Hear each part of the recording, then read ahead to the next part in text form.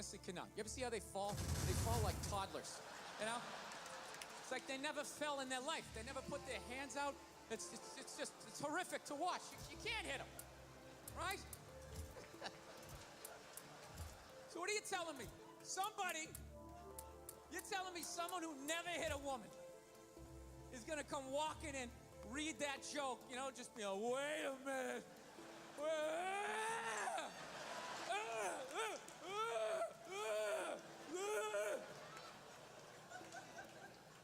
This is the dumbest shit. Dude, they have all kinds of signs out there telling people not to hit women. People still do it. What do you think wife beaters are doing when they drive home? They're like so focused on hitting their wife, they got blinders on, they're not reading anything. They don't see that don't hit your wife. Billboard, they're still gonna do it. Did that get too weird for you guys?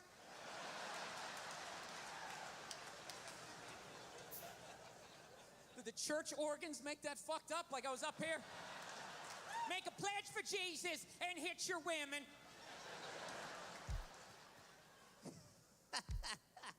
Ever watch some of those stupid religious shows?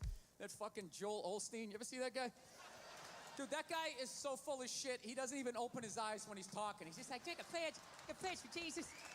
Are they still here? He doesn't even have the nerve to open his eyes. You want some popsicles? Jesus wants you to have some popsicles. He wants you to have those popsicles. This fucking electric blue carpet. So yeah, everybody's getting in trouble because these goddamn groups. Look at the amount of old people that got in trouble this year. Old people get in trouble, right? That older woman there that makes the cookies on the Food Network, right? Yeah, Paula Deen, she got in trouble because she had the slavery-themed wedding or whatever the hell she did, you know? In defense of her, you know, you want to have an original wedding. There's not a lot of themes left, you know? You got to use the old imagination if you're going to try to blow people away with your creativity, right?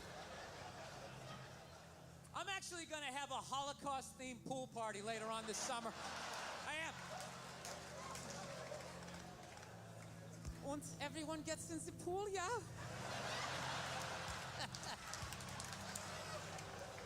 It was weird. It was offensive, but like refreshing. You know, I don't know how I feel about it. Yeah, she got in trouble.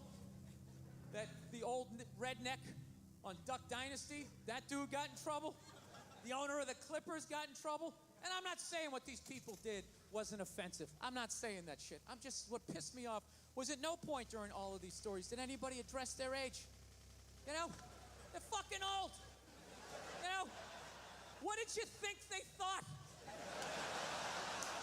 You never talked to a grandparent and asked the wrong question and all of a sudden it went down this crazy road like, whoa. Let's get back to the cookies, Grandma. Let's leave that shit over here. What the fuck? Yeah, they're old. What did you think they thought? I mean, and I gotta be honest with you too, people were too hard on that Clippers guy, man. I'm telling you. For an 80-year-old white guy, that wasn't that bad. All right? Dude, he didn't drop the N-word once. That's unbelievable for an 80-year-old white guy. The N-word should have been carpet bombed through that whole tape. He never said it once. And if you go back and listen to that tape, I'm telling you, go back and listen to it. Other than Instagram, he's pretty fucking liberal. He's like, you can hang out with them, you can have sex with them, just don't promote it on Instagram. It was the weirdest, most compartmentalized, like, racism I ever heard in my life. Something about Instagram, I didn't get it. Other than that, he was wide open. You can make a snowman with them, go to a water park, rub your bellies together.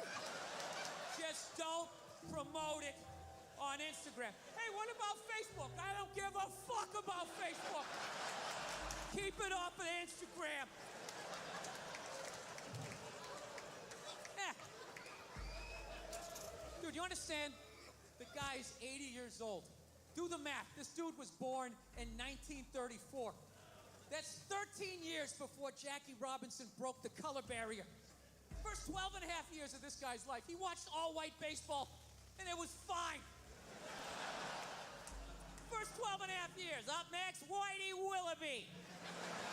There's a line shot out to Peter Peckerwood. What a catch! Unbelievable into Chris Cracker. What a great day. What a great day for a ball game. White baseball, white players. Dude, his parents were part of the generation that finished off the genocide of the Native Americans. All right? That's who taught him his ABCs.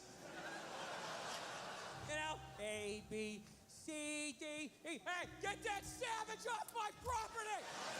Get out of here! I thought we killed all you people! Put a fence around them! H-I-J-K. Yeah. What'd you think was gonna happen? You know what? The owner of the Clippers, you know what his big crime was? He lived too long. He did. If he died around 1969, 1970, nobody would have noticed.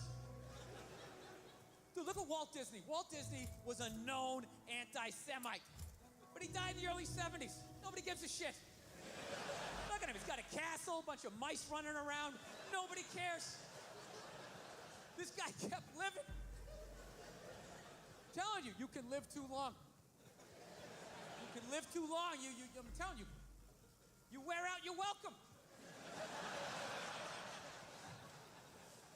I swear to God, this fucking guy, I bet in the 1940s he was considered like a hippie, you know? Just walking around, hey, you can hang out with them, you can have sex with them, man, you know?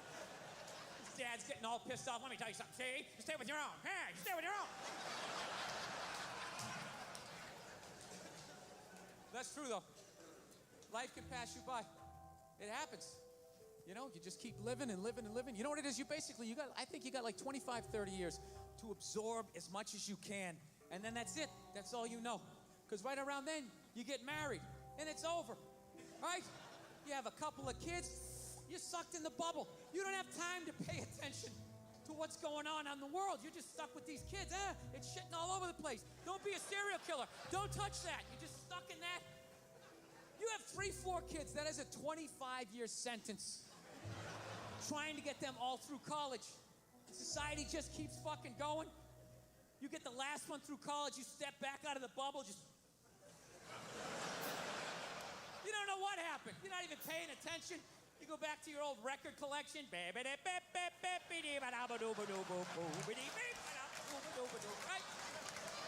Someone sticks a mic in your face, you're gonna get in trouble.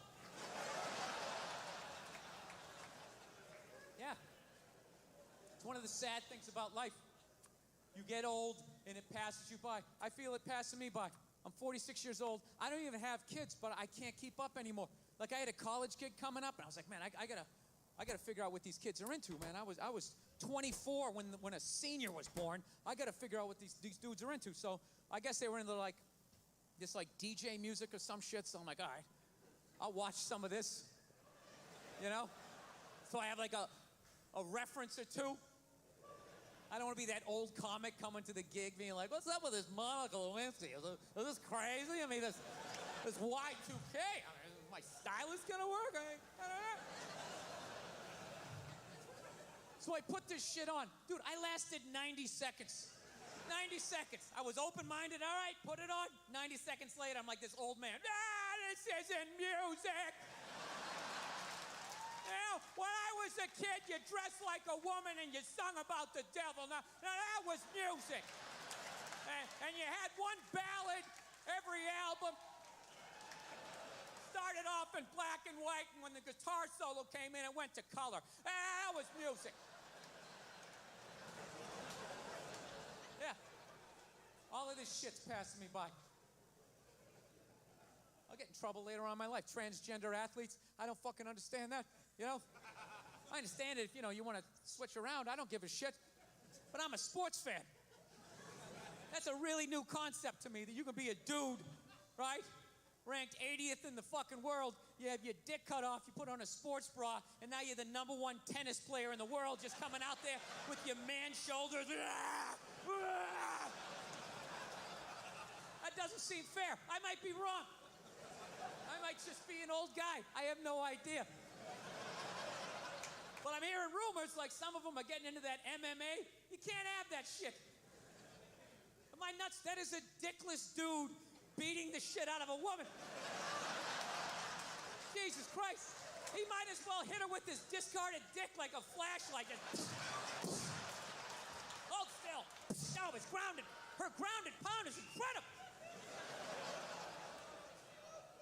Yeah. I'm not saying these people are right, and I'm not saying that I'm right. I know I'm a fucking moron, you know? But that Duck Dynasty guy, I know what he said was wrong, but I don't get the shock. He said that homophobic stuff, and people are like, can you believe? Can you believe it? Yeah, I totally can believe it. If I was in Vegas, I would have put 90% of my shit on that he was going to say it. I'd give him a 10% benefit of the doubt, just in case. Are you seriously shocked? Some redneck with a beard down to his dick, sitting in a boat in the middle of a swamp, shooting varmints. Like, what did you think he thought? Did you think he had, like, some progressive ideas on same-sex marriage? Yeah. Didn't he think exactly what you thought he thought, you know? Me too. That fucking kind of shit, that homophobic stuff, that all comes from the church, man.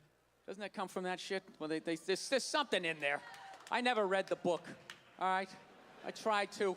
They need to fucking update it, all right? They update iTunes every fucking 6 days. Can we update the language and make it a little more user-friendlieth for someone like me, right?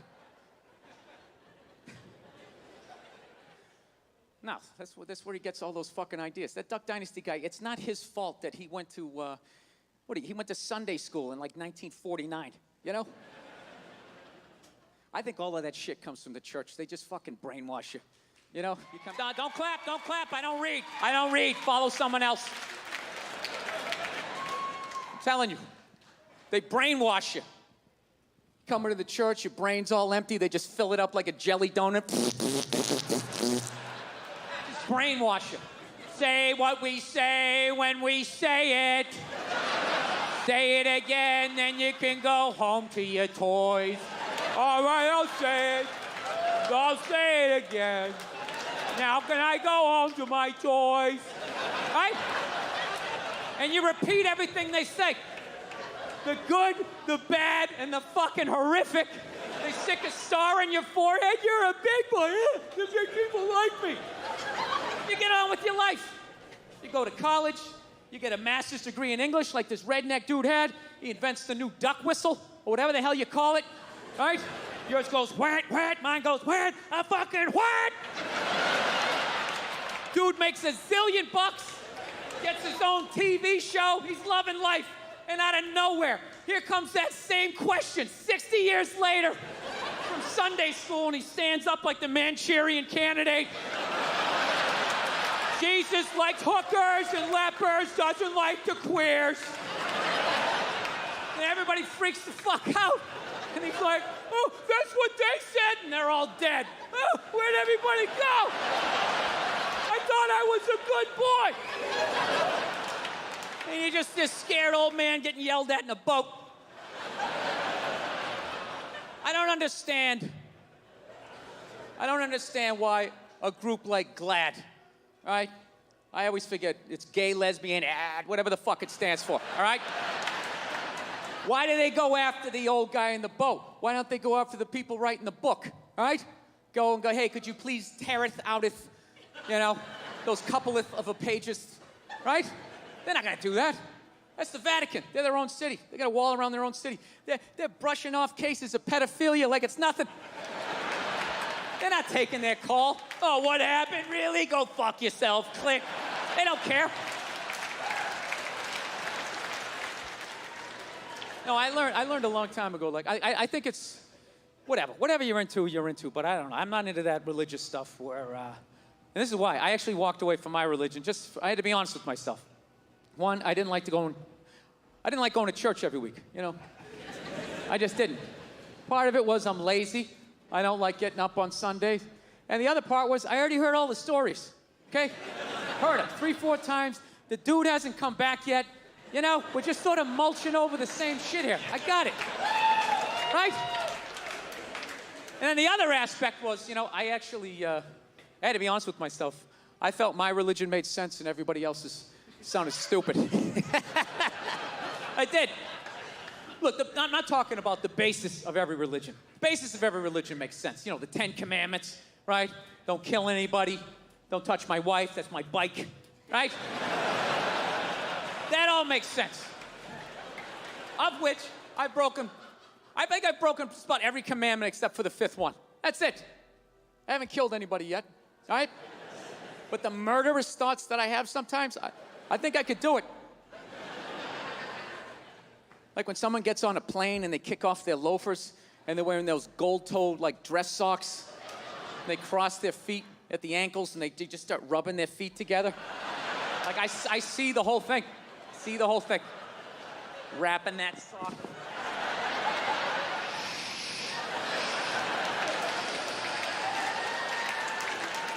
Right? See the whole thing. So we'll see. Still early on, right? But just the stories of how we got here and where we're going and what happens after we die. Everybody else's religion sounded stupid, you know? Like I live out in Los Angeles. There's a bunch of Scientologists out there. And the first time I heard the story of Scientology, I was like, that is the dumbest shit I have ever heard in my life. Yeah. Like, your guy's name is Ron. Ron. And he wasn't alive thousands of years ago, so you can hide a lot of it in the mystery. This guy was alive like 45, 50 years ago. He had a driver's license, social security number. There's like footage of him stubbing his toe. Motherfucker, right? And I don't know what happened. He was working at Denny's. He got sick of it. He's like, oh, I'll start a religion. Hey, everybody, there's a spaceship coming back. Everybody's getting sneakers. This is Tom Cruise. We're going to try to make you clear. Right? Now, look, I'm paraphrasing. To be fair to the Scientologists, I am paraphrasing. But that's essentially what they believe in. And I said that is the dumbest shit I ever heard, while simultaneously still kind of believing that a woman who never got fucked had a baby that walked on water, died, and came back 3 days later. So, yeah, that made total sense to me. So it just hit me one day. I was just like, well, why does that make sense and that shit doesn't, you know? They got a spaceship in theirs, you know? Right? We had the space shuttle, you know, there's sneakers. There's a lot of shit I can relate to in this. Why does that sound so dumb to me? I don't know. You know what it is? You know, I think it's because I heard their story when I was an adult. I heard my story when I was like 4 years old, right? When I heard my story, there was still some fat fuck coming down the chimney giving me Christmas toys. If I lost a tooth, there was a fairy. There was an Easter bunny. Why wouldn't there be some bearded baby moonwalking across the lake? Throwing out bottomless buckets of shrimp or whatever he did. Of course that made sense.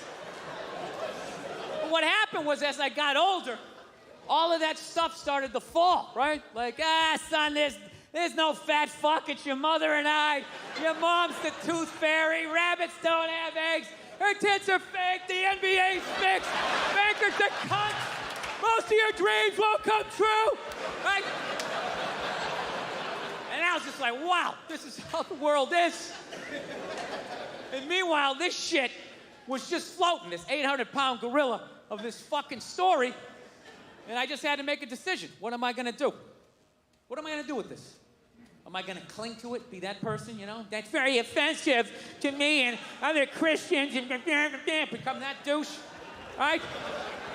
I mean, be like the casual Christian, right? With like, you know, some 1 foot on base and just, yeah, I kind of go a couple times a year and like, if my parents come to town, I act like I go all the time and I don't go anymore.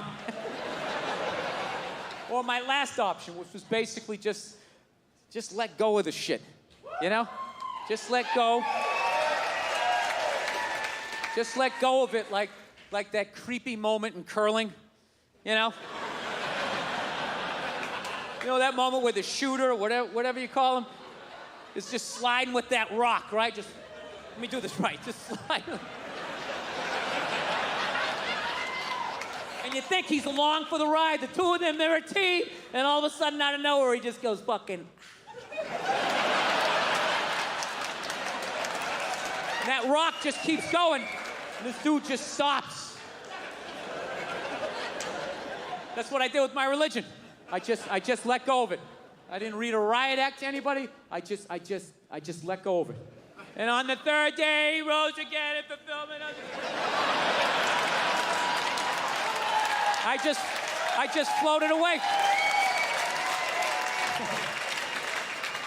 So now it's like I'm in this weird place where I'm not in any religion right now. Unrestricted free agent, you know? I'd like to believe in something, so I've been going around asking people what their shit is, and I haven't been able to find anything. I'm trying to be open-minded. I was doing a gig in Helsinki, and over there, they're like Lutheran. And what they believe when you die, you're dead. And that's it. Dead. Like a pigeon, just laying there, over. Blew my mind. I'm like, really, you're just dead like this? You don't, like my religion was, you know, you die and then you go up to get judged, right? God pops in the DVD of your life. Like, oh, I don't know about this right here. Mind explaining yourself? This might be the most arrogant thing I say all night, but I actually resent the fact that I'm gonna get judged someday. Like, if that's true, that somebody's gonna judge me, like, doesn't even make any sense. It's like, dude, you made me, so this is your fuck up, all right? Let's not try to turn this around on me, you know? Jesus Christ, you give me freedom of choice, you make whores, you have me suck at math, and you don't think this thing's gonna go off the rails? Like, you set me up to fail, and now you got the balls to now question your own goddamn work. Dude, if I made a car, if I built a car and it didn't run, I wouldn't, like, burn it forever. You evil piece of shit, light it on fire. I wouldn't. I would troubleshoot. Is there gas in the engine? Is the battery charged? Anything beyond this, I gotta get a real man to look at it. But I believe in you. I'm gonna try and help you out. That's, like, my religion, it's nuts. It's fucking nuts. Like, my religion, like, the way I was brought up is like, you know, you can make it to heaven, but like some of your family members possibly couldn't. Or some of your friends. It doesn't even make sense. Like, how am I supposed to enjoy heaven if that's the deal, right? Just sitting there waiting for my friends to show up, like, Jesus Christ. What the hell are they? It's been like 150 years. They must have eaten a lot of Brussels sprouts or some shit. Doing some yoga, right? And then one day it just settles in that they didn't make it. And then what? I'm still gonna enjoy heaven, right? Jesus coming walking over like, hey, how's it going, everybody? Is this great? Isn't this great? Yeah, dude, it'd be even better if 4 of my family members and friends weren't burning for fucking ever. Kinda hard to enjoy heaven, like, well, you just keep thinking of that there, J-Star. What do you think? Hey, dude, I didn't ask you to come over. You came walking over, you big dumb sandals. Hey, how's it going over here? Why did you come over here? I don't give a... Dude, tell your dad. I don't give a fuck. I'm already in here. What, are you gonna kick me out afterwards? Go fuck yourself. I knew he was gonna be like that. I knew it. The boss's son is the worst. Fucking sense of entitlement. So yeah, so they believe when you die, you're dead. And I was like, well, so you're just dead. Like, how do you wrap your head around not existing? I couldn't get my head around it. He goes, well, you know, like before, when you were born, do you remember that? And I was like, no. And the guy's like, it's just like that. I'm like, not only does that make sense, that is absolutely terrifying. Dude, I gotta be honest, I hate how scared I'm getting as I get older. I'm developing all these new fears. Like, I have a fear of flying now. I never had a fear of it.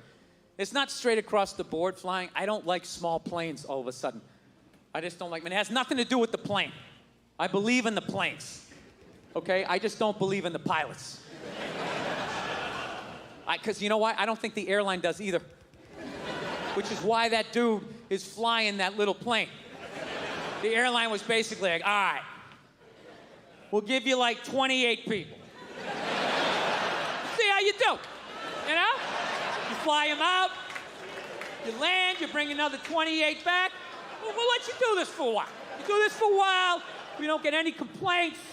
No up and down, no, none of that shit. We'll move you up to 35 people, and then one day you'll be in a jet. Woo, we're going a little faster, right? Big planes, you get in the fucking pilot that knows what he's doing. He's probably fought in a war. He's used to getting shot at. He can't bring this bus in. It's a joke, right?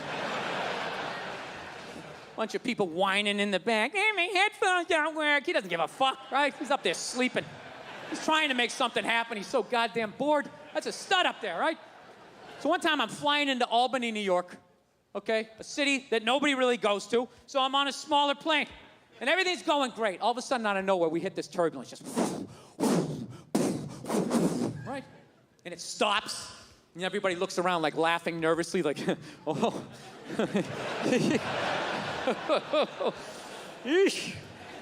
All of a sudden, it comes back with a vengeance. You can literally hear, like, the metal the plane's made out of, like. All of a sudden, this dude, like 3 rows back, starts making, like, these bitchy noises, like, whoa, whoa, whoa, whoa, whoa. I'm not gonna lie, I have never been so fucking scared in my entire life. Dude, that noise is acceptable out of a female or a child. To turn around and see a 37-year-old mustachioed male going, whoa, whoa, whoa. Dude, the hair was standing up on my arms. I'm praying to a higher power. I don't even believe in this shit. I just wish I had the balls to turn around and be like, dude, would you shut the fuck up? Jesus Christ, be a man. Push it down. Push it down. Deny your feelings. Act like you have answers. Do some man shit right now. Do some man shit. Jesus Christ. You know, you think I'm not up here thinking, whoo, wah, I am. But how does that help us for me to join you and turn this fuselage into a haunted house? You know? You know what kills me? What absolutely kills me is some woman is gonna fall in love with this guy, marry him, and make half fucking kids. And you know what? We become weaker as a species. We do. Do you remember back in the day when you watched the Discovery Channel? It was about animals. Now they build cars, but it used to be about animals, right? Now it's all car stuff. Looking forward to getting that carburetor today, and the carburetor didn't fit. What do you mean the carburetor doesn't fit? Carburetor doesn't fit. Dad's gonna be mad. How come the fucking carburetor doesn't fit? I just got my fucking Thursday. You know, there's never enough time to build the car. It's so fucking stupid. You gotta have this bus done by Thursday. Or else what? The guy doesn't want it anymore? All right? You'll get the thing when we finish it, okay? This is a safety issue. You want brakes on it? Then go get yourself some fucking lunch. So, before,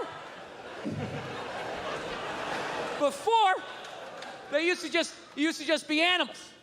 And this is what I noticed. Everything from a lion all the way down to an insect, okay? If you had one drop of bitchy blood in you, none of the females would fuck you. That was it. Your life was over. Your life was over. No ant pussy for you your entire miserable 8-day ant life, because all 6 of your legs shook when the wind blew and the female ants saw it. They're like, all right, stay away from that one. Stay away from that one. He's gonna jeopardize the whole hill. And Stacy, listen to me.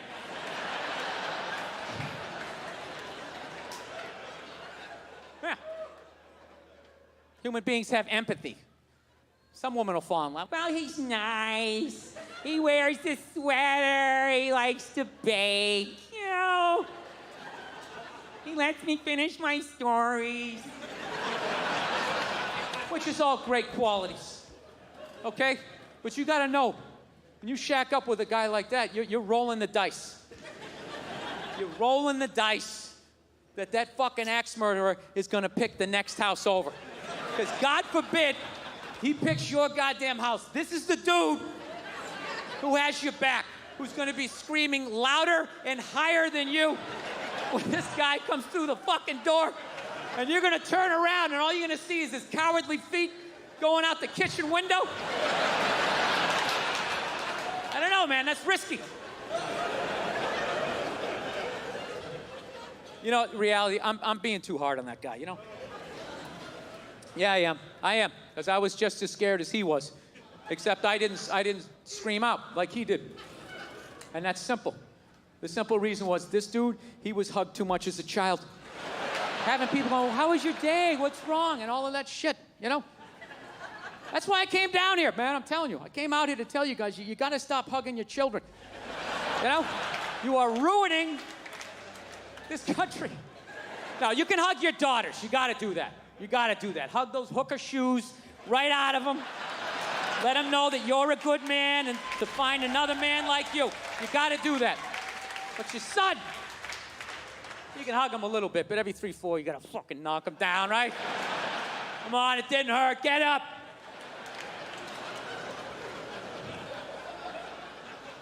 Look, I didn't come from a family. I don't know about you guys. I didn't come from a touchy-feely.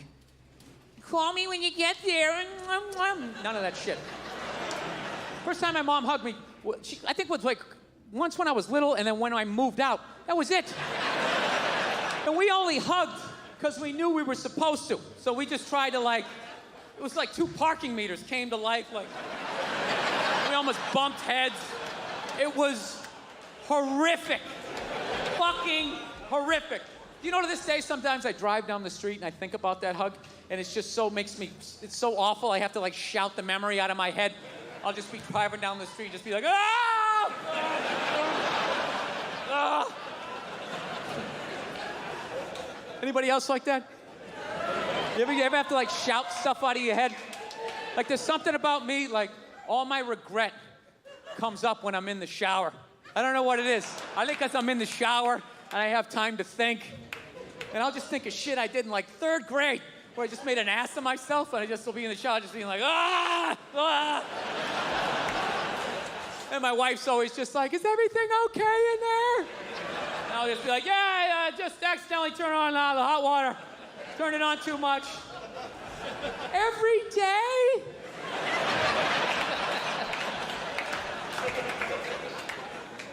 So, yeah.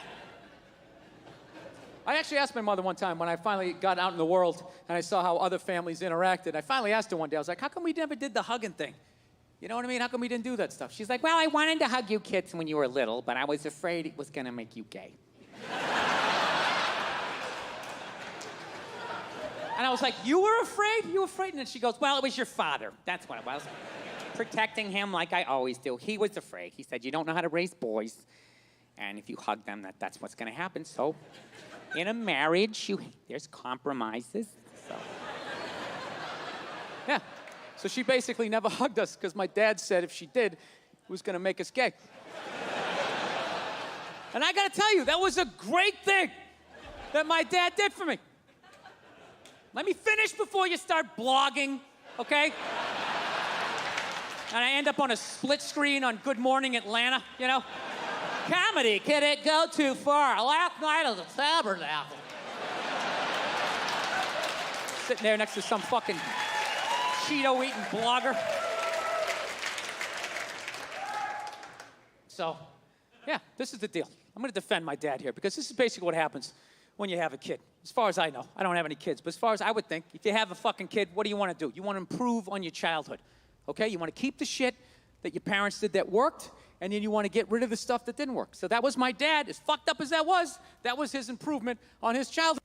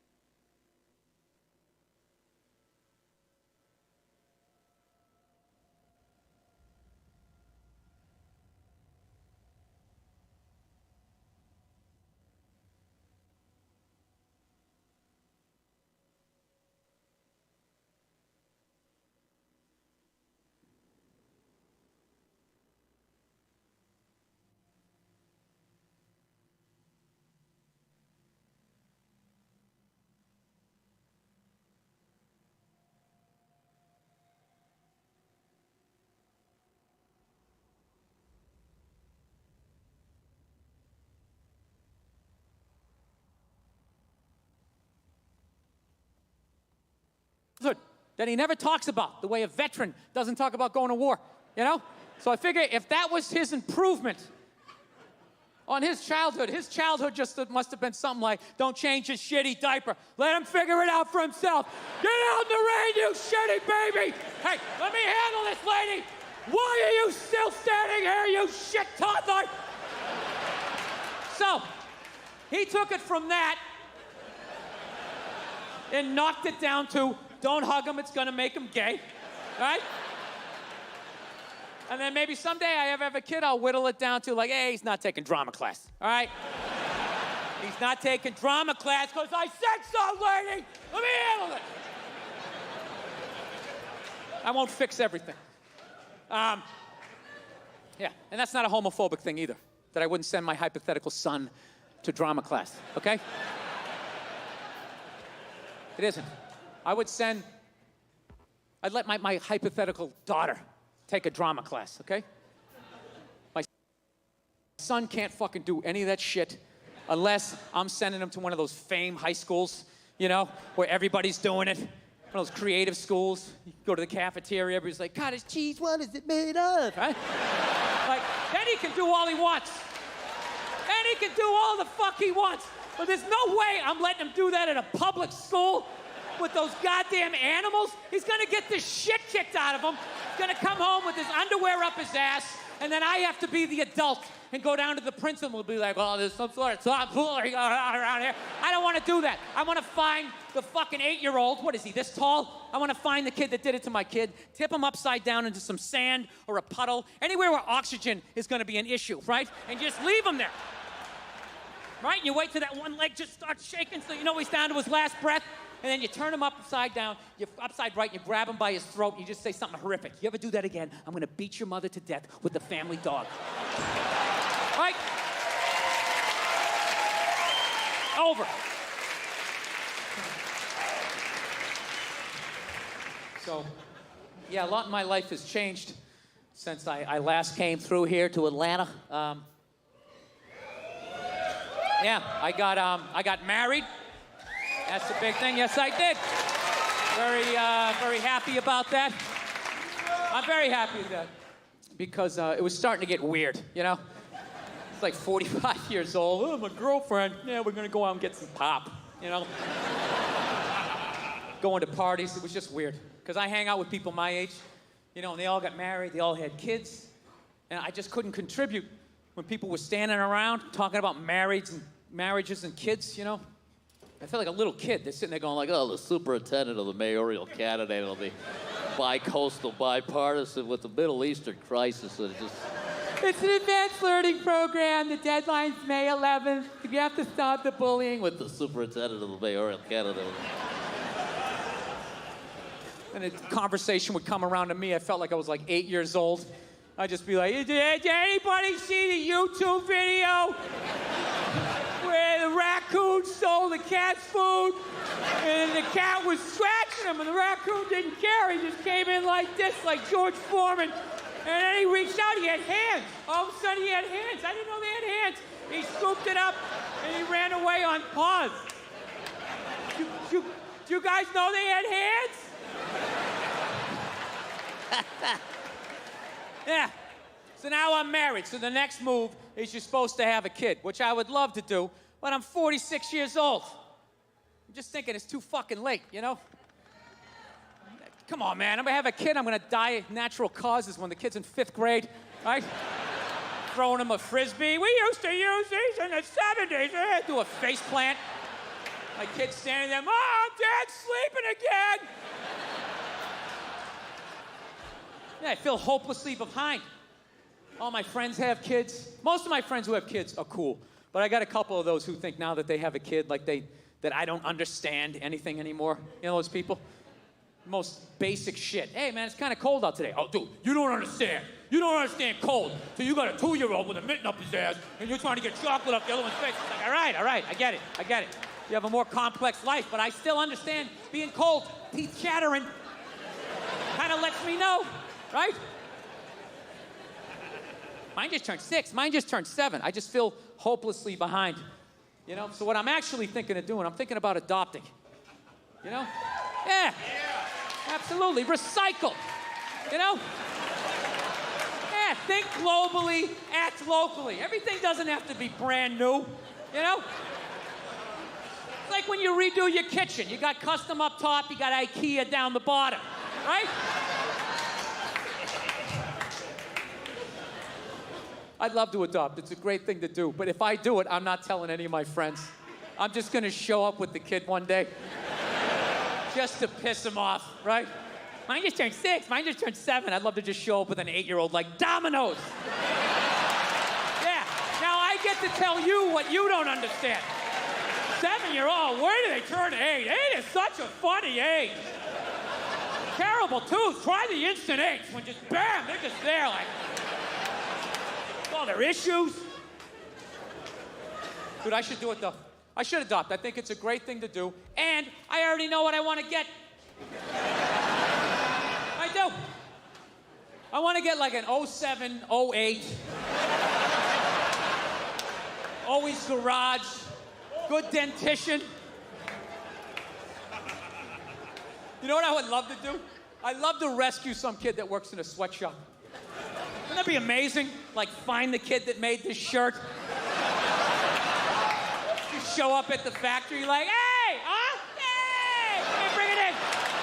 Bring it in, you maniac. How you doing? You're going back to the States. L-shaped couch, flat screen TV, get in the car. The rest of you keep sewing. But you, coming home with me. Yeah. Dude, how easy would that kid be to raise?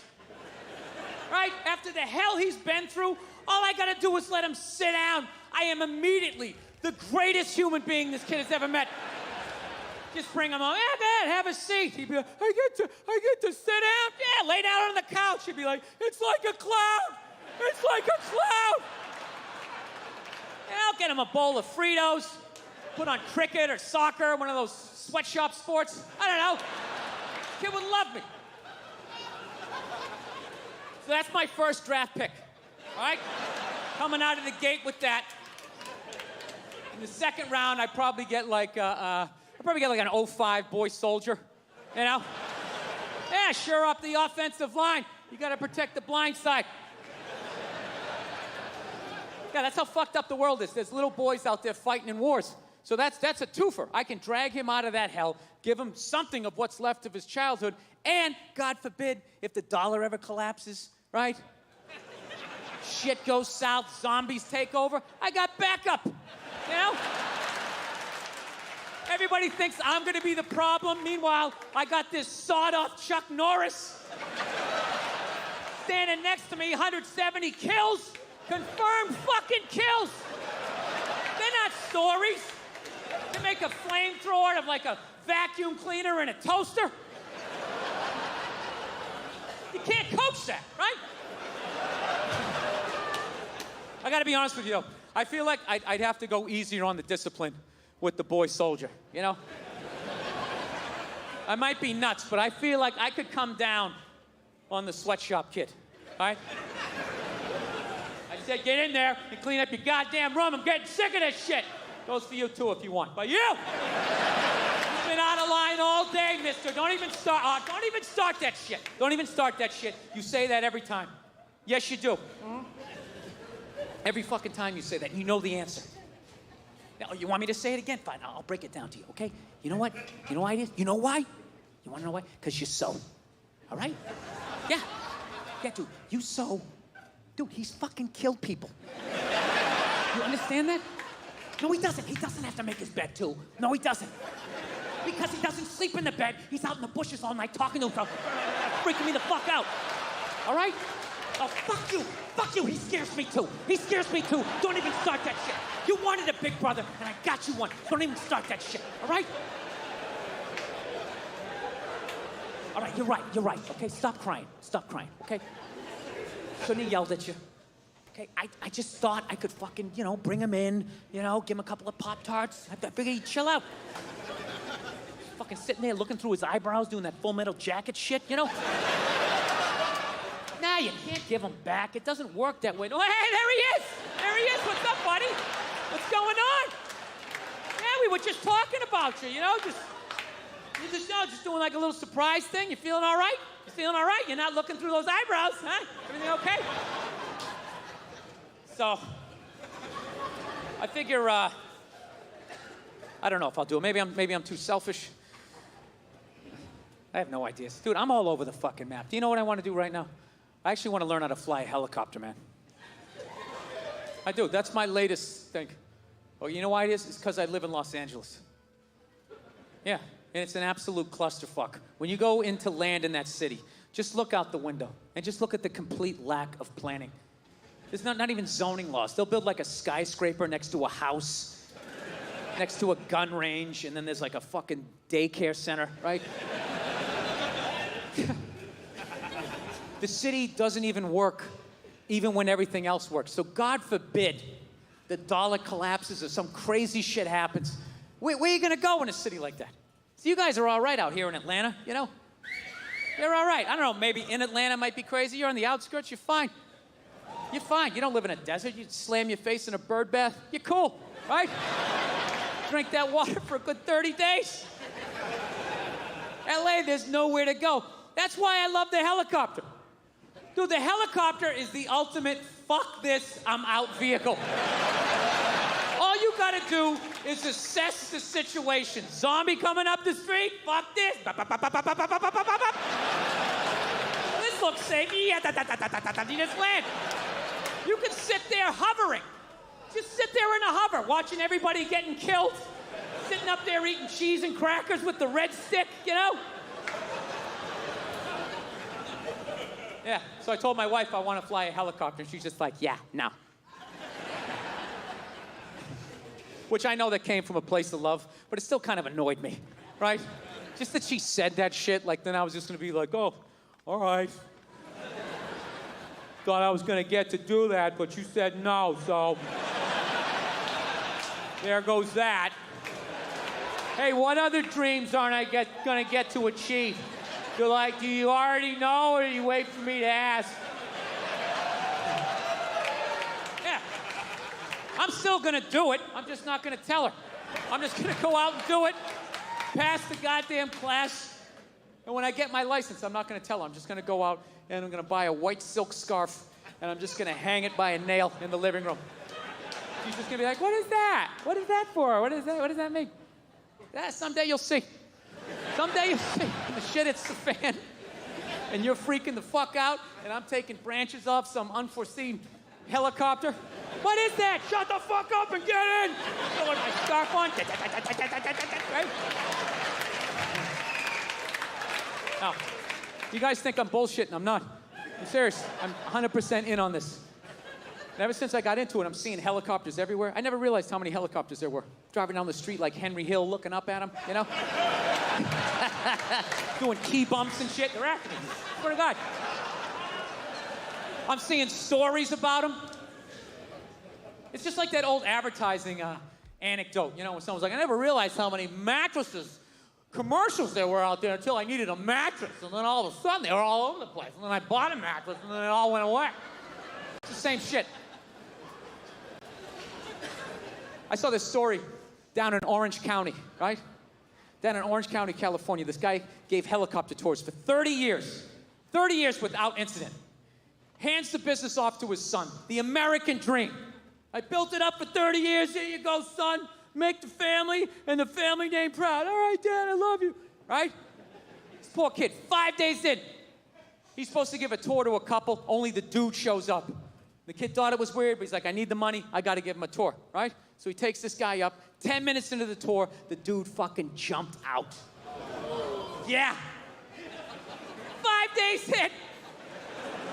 5 days in from the balloons and the cake. We love you, son. Keep the family tree going. The tradition alive.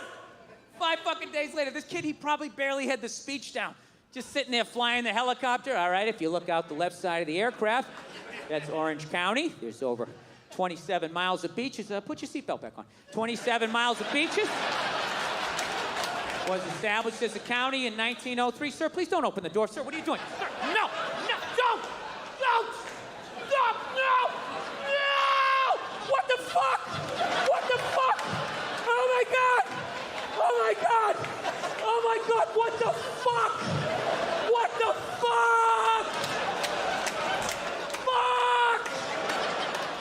traffic control. I don't know who's on this frequency, but you really need some kind of fucking helicopter. 5 days in.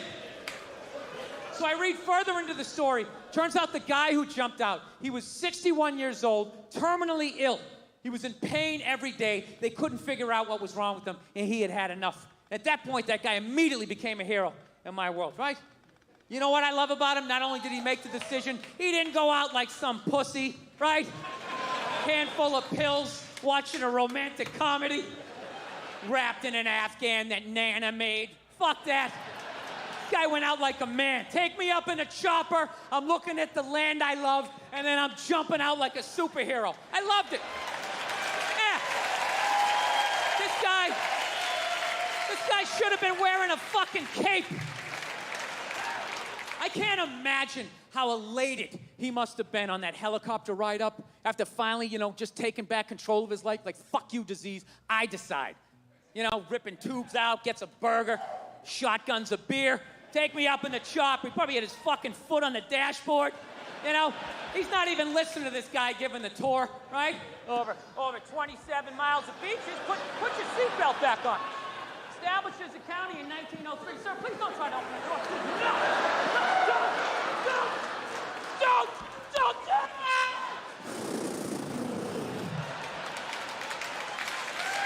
Incredible. But here's the thing. I left out one small thing. There is one small thing. The guy fucking lived. Yeah. Yeah, they were out over the ocean, 500 feet up. You'd think that would be enough. So I'm thinking he must have gone in like Greg Louganis, like no splash, just. But witnesses said it looked like a dummy was falling out of the air. So that sounds like a hell of an impact. I think he accidentally did the most epic 500-foot belly flop in the history of jumping out of a helicopter, But that didn't change what he was trying to do. Where his heart was, I still love this guy. I just feel bad for him. Just on the way down, he's got to be thinking, 3 more seconds of pain, 2 more seconds. Wham!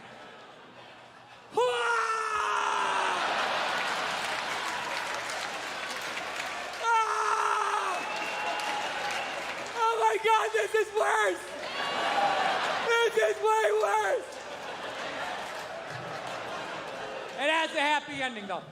He later died at the hospital. That's right. So here's to him. God bless him. I hope I have the balls someday.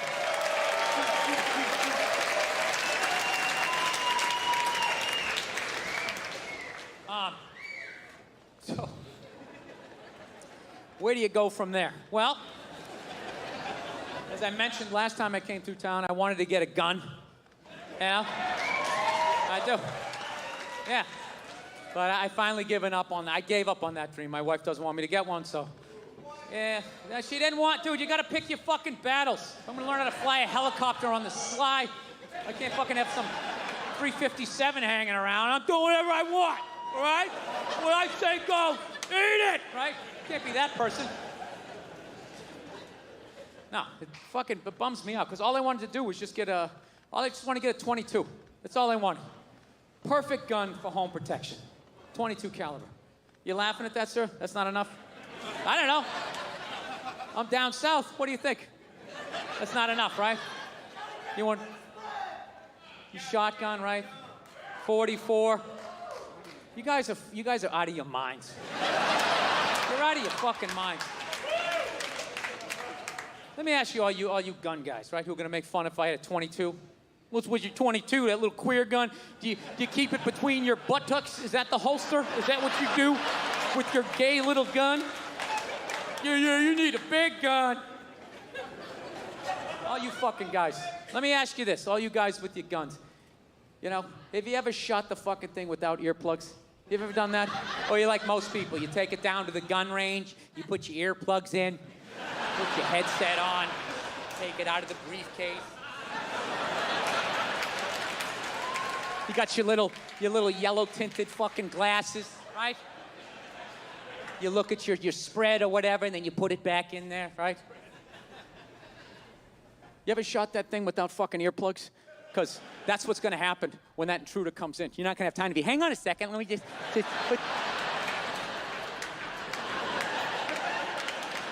Yeah, you're not gonna have time. Dude, I shot a 5-shot 38 one time without earplugs. Okay, I was landscaping this guy's yard, right? He comes out at the end of the job, he goes, hey, I got this 5-shot 38.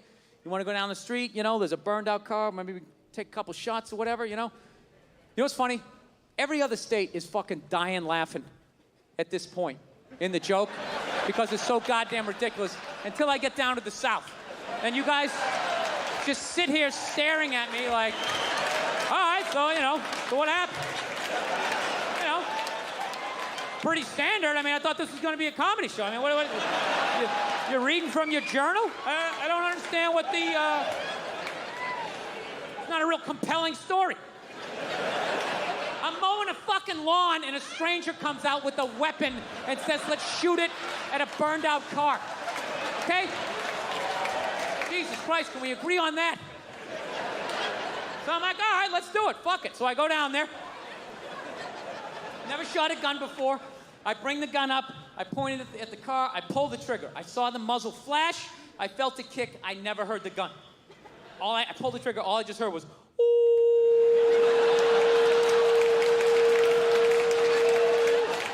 I shot the gun 4 more times. Never heard it. Didn't get louder, didn't get quieter, just kept seeing flashes. Woo!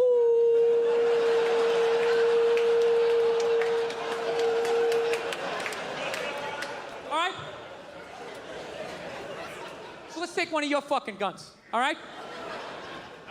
Let's just say, for the sake of argument, all right, you got that thing sitting on a nightstand, loaded, right?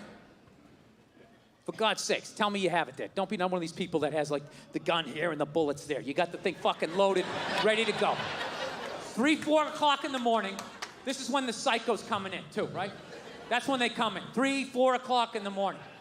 Okay, they don't come by at, like, 6:30 at night as you're cutting into a pork chop. Hey, I'm out of my mind. I'm coming back in 20 minutes, so stretch out your hammies because it's going to get crazy, right? Not how it works.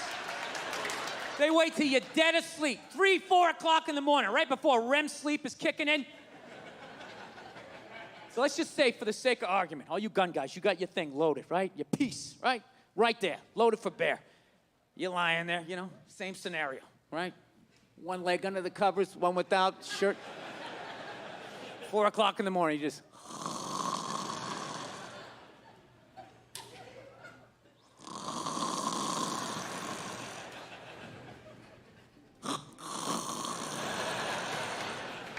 Meanwhile, some psycho sneaking in through the living room window, right? He brings in a fucking sickle.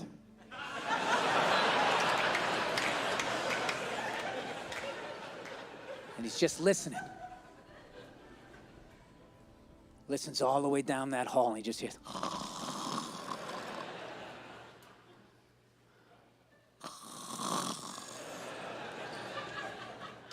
Trying not to squeak on the floorboards. And you're just fucking lying there, right?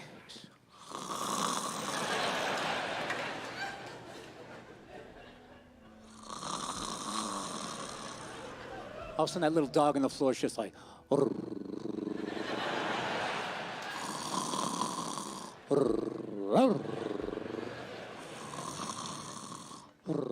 the matter? What's the matter? What's the matter? What's the matter, boy? Huh? Huh? You hear something? What's the matter? What are you barking for? He's shaking. What's the matter? Huh? You hear something? What's...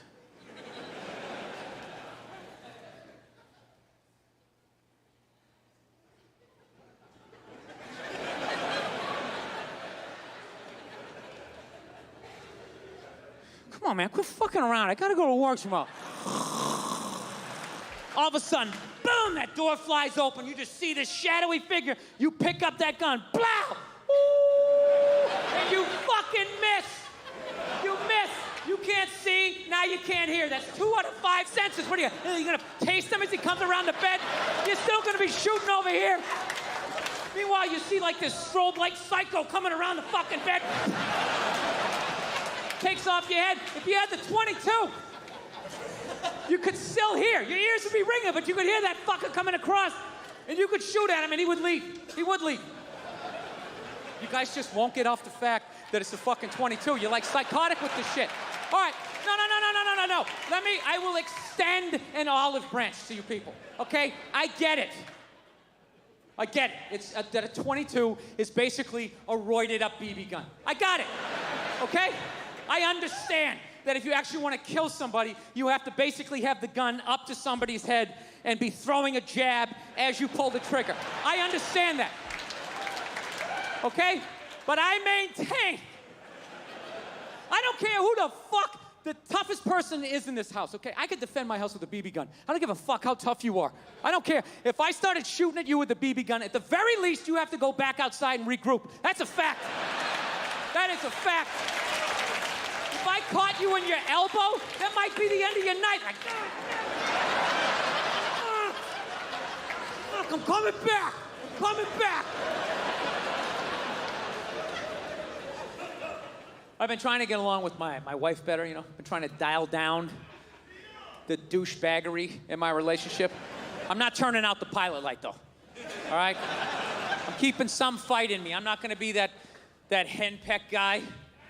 Just standing there like, I guess we're making holiday cookies. That dude with the bowed shoulders. She makes them, and then I'm supposed to sprinkle the sugar on them. I don't even think they taste that good, but it's just... No, I stand my ground sometimes. Sometimes I let it go. You just got to figure it out, you know? Like, we had a fight the other night. She got so mad at me. She was like, you know, you can just sleep downstairs. You can just sleep downstairs. I couldn't believe it. It's one of the most arrogant things I've ever heard in my life. Can you believe that? One adult telling another adult where they can sleep? You can just sleep downstairs. Like I was just gonna sit up in bed and grab a blanket like Linus. All right. Hey, where downstairs, by the way? Like over here downstairs? Or like more over here? Where should I sleep? It's like, are you out of your mind? I go, I'm not sleeping downstairs. She's like, well, where are you gonna sleep then? I'm like, where I always sleep. I will fucking sleep on your side of the bed if I want to. What are you gonna do? I'm bigger than you. I'll hang on to the covers. Try to get me out. No tickling. Good. Yeah. I was like, you don't tell me where to sleep. I sleep where I want to sleep. She's like, well, you don't tell me where to sleep. I'm like, I'm not the one telling people where to sleep. It was one of those classic relationship fights. It's like 2 a.m, you're both half naked. She's not wearing a bra, you got half a ball hanging out. Like, and another thing. No, I need to say this. The other day, I felt slighted.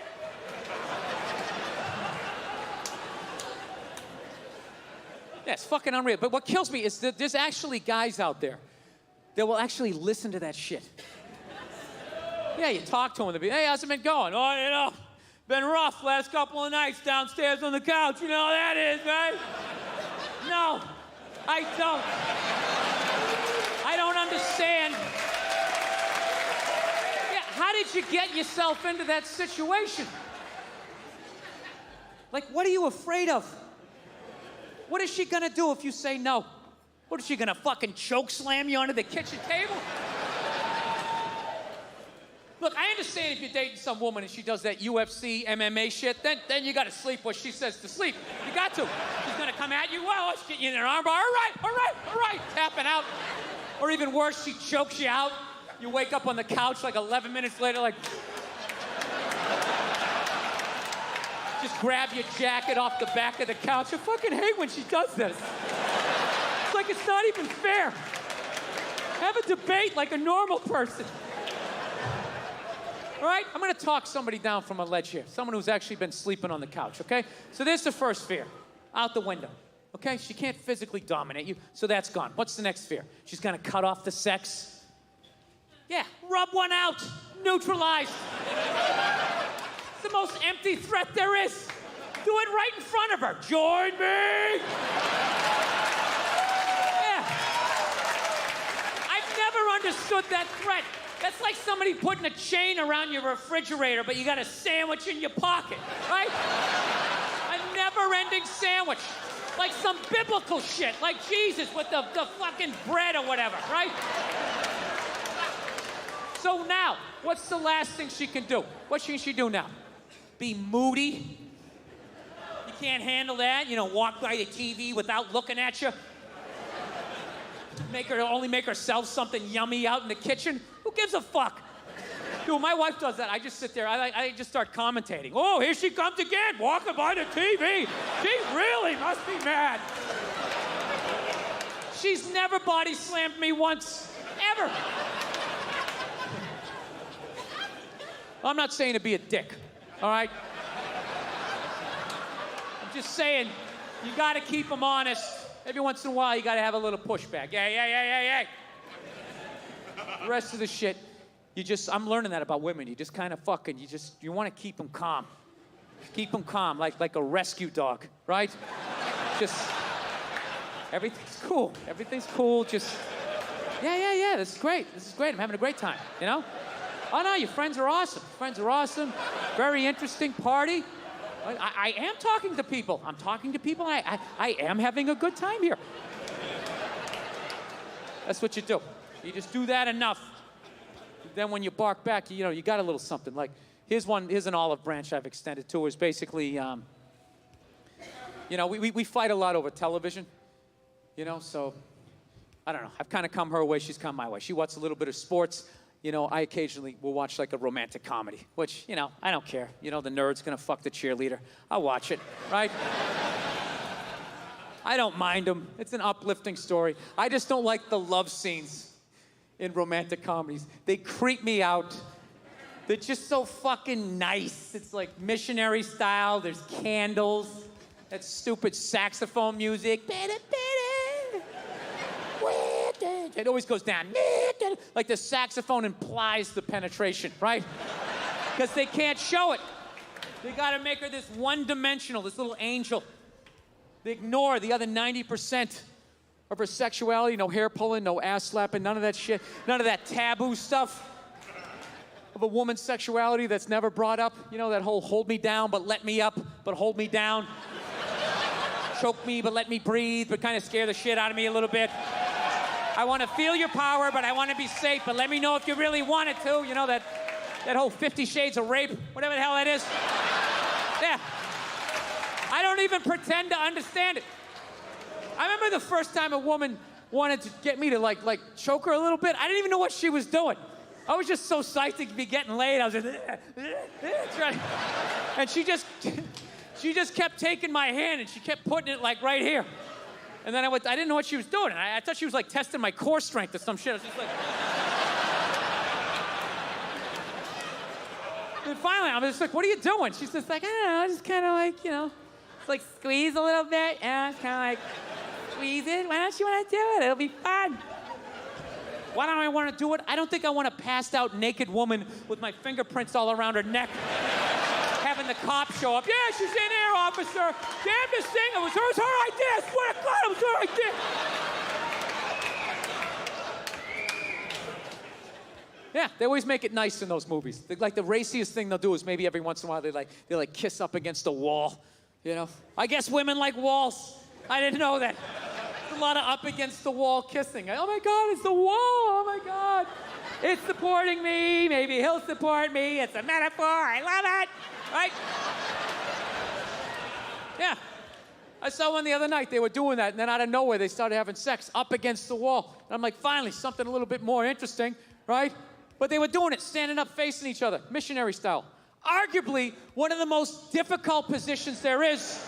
And they were doing it with little to no difficulty. All she did was just lift her leg up like that, and that was it. He was off to the races.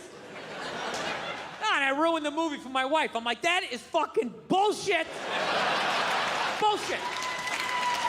What does the guy have, like a U-shaped dick? How is he doing anything? Is he sticking it in her navel? Did he grease up her thighs? To hell with her needs? Like, if all she's gonna do is this, she's gotta bring it up like an offsides call, if that's what she's doing. All right? If not, you gotta make some adjustments. She's giving me, I guess, gotta grab the other leg, you gotta try to pick her up to use these muscles like, ah! Ah! Ah! Maybe you could grab a door jamb, drop down, try to come in and try to do that. Dude, nobody can do that other than a porn star for longer than 18 seconds before you're like, all right, this is ridiculous, okay? My calves are burning. I can't get nearly enough momentum to do any sort of damage. I can literally feel you getting on with your day with every pathetic attempt to try and rock your world. These guys in the movie, they have no problem banging away, then they pick them up like they're not heavy, right? And they just start walking down, they see the bed, they just lay her down on the bed. Dude, I'm not trying to be a dick, but every woman in here is heavy. Man, you're heavy. You're an adult female. Jesus Christ, when do you stop picking up your kids when they're like 5 or 6? Like, hey, get off of me, Jesus Christ. You're gonna throw out my back. Oh, jump on your brother. An adult woman weighs 115 pounds, 120, all the way up to God knows what, right? And it's not balanced weight. Most of it's in your thighs and in your ass. Your head's hanging off, trying to counterbalance. Dude, when guys go to the gym, we don't put 30 pounds on one side and a $180 over here. Fucking, yeah, it's ridiculous. Trying to carry a naked woman, it's like trying to carry a half-filled waterbed mattress. You like plump it into shit. And when you see the bed, you don't walk to it. You slowly start picking up momentum. And she bounces off this mattress, hits the wall, slides down. The whole sex vibe's ruined, and you're back to your sandwich in your pocket. All right, I'm out of time. You guys are awesome. Thank you so much. Thank you, thank you. I had a great time. I'll see you next time. Thank you.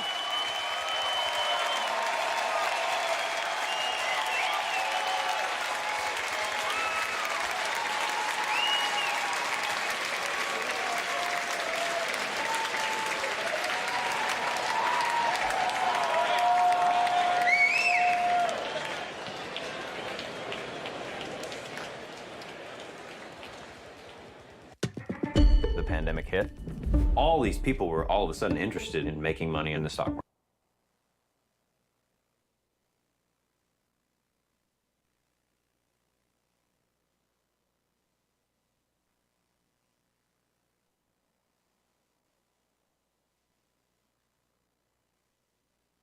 They made so much money off this shit because that means more eyeballs, more clicks, more time spent on site. And they didn't give a fuck. And they still don't.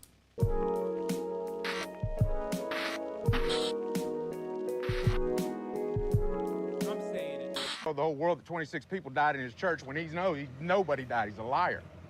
Let's go, Frank. Let's go polygraph right now. I've got a man in San Antonio. The comment you just made, knowing my 14-year-old daughter's laying... You're a liar, Frank.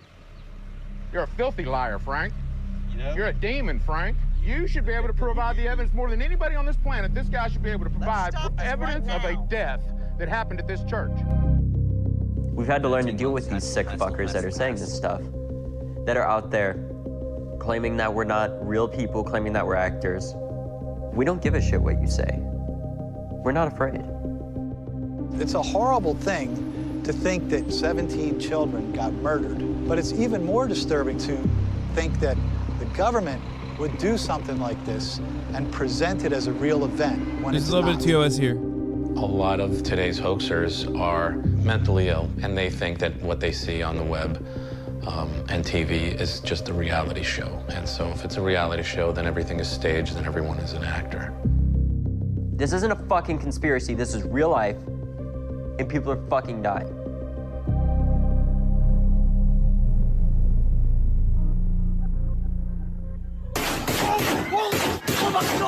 Oh my God!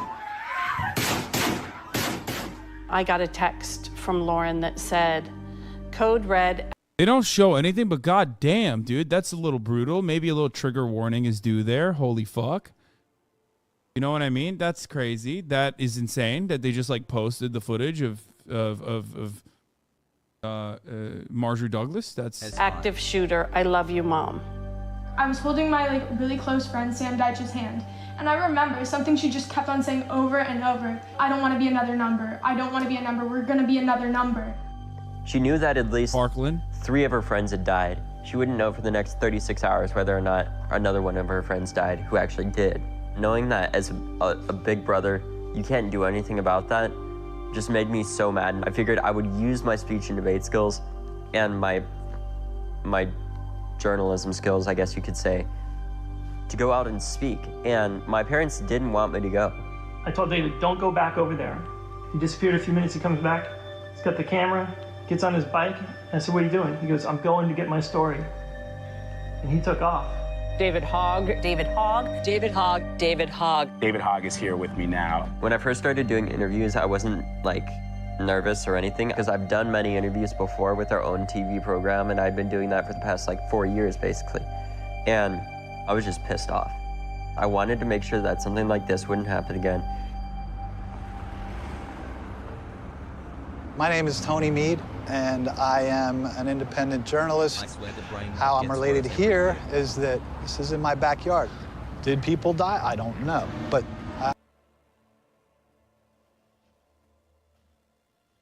Oh my God. How? Oh my God. How can human beings be this way, bro?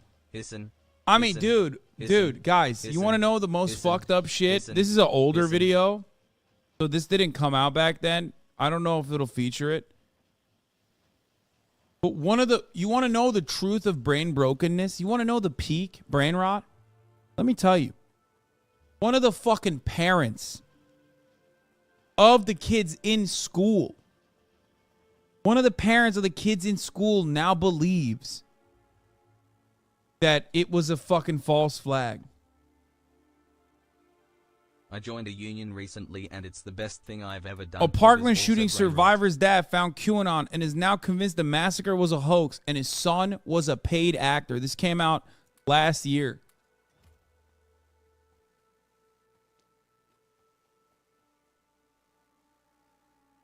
Two years Peepo has.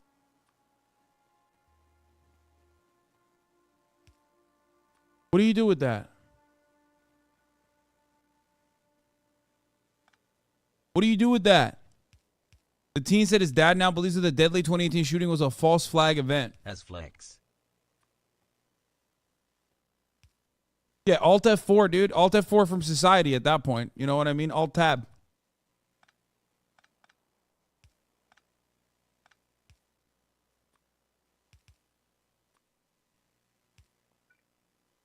But fuck you gonna do about that? You're like, wow, this is the guy who's, this happened in his backyard and he doesn't believe it. Okay, this happened to him. The only step beyond that is a deranged man backed into is if like fucking Kyle Cashew, remember the one like reactionary Stoneman Douglas kid? If he came out and said it was fake. That's it. There's literally like the one layer more insane than this is if one of the victims directly who was shot was like, nah, it was a false flag. Fucking weird. Monetizing like there's nothing more insane than this. Lane is so weird at Hussein Abbey. Like someone was like, yeah, I got shot, but it was a false flag actually. I didn't really get shot. Pog.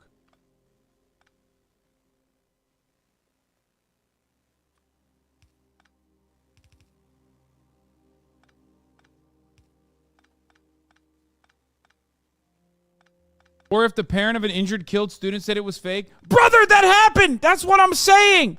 That's this! Awesome content. Keep it up. You're looking at it!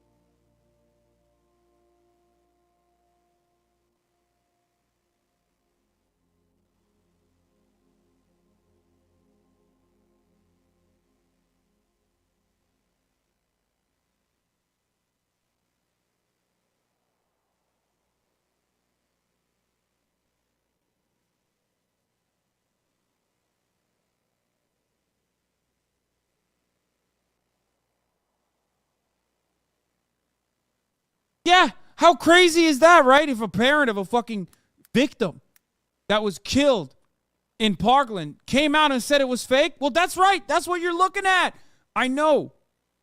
Oh, sorry, it's a survivor. Sorry, this is a survivor's dad.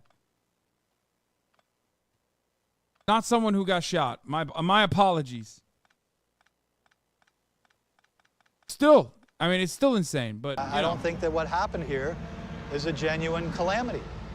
There's something perpetrated here that defies logic, right? That I think was something done deceitfully to bring about political change.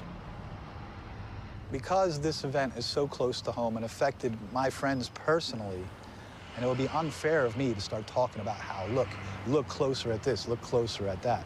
But I do have certain groups where I'm able to talk about it.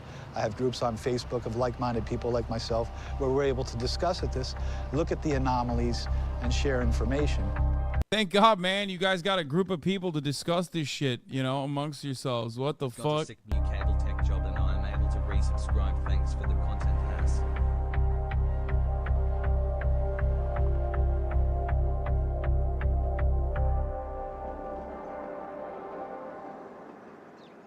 I go by Side Thorn, and this is Conspiracy Granny. Thanks for being And what we do is we go to these false flag hoax. Dude, here's a fucking, here is a red flag, okay? Any dude with a GoPro strapped to his chest.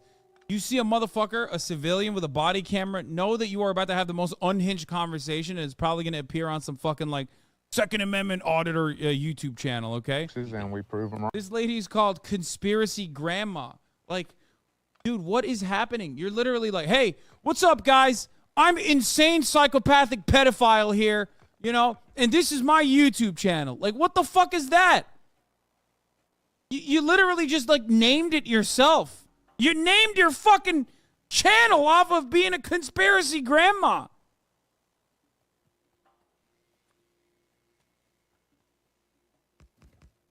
What the fuck? Wrong. This story, they supposedly 26 victims were shot and killed inside the church by a lone gunman. It's a false narrative, fake, never happened. And we'll show you how that never happened. Bro, her eyes are way too close to one another. I'm just going to say it.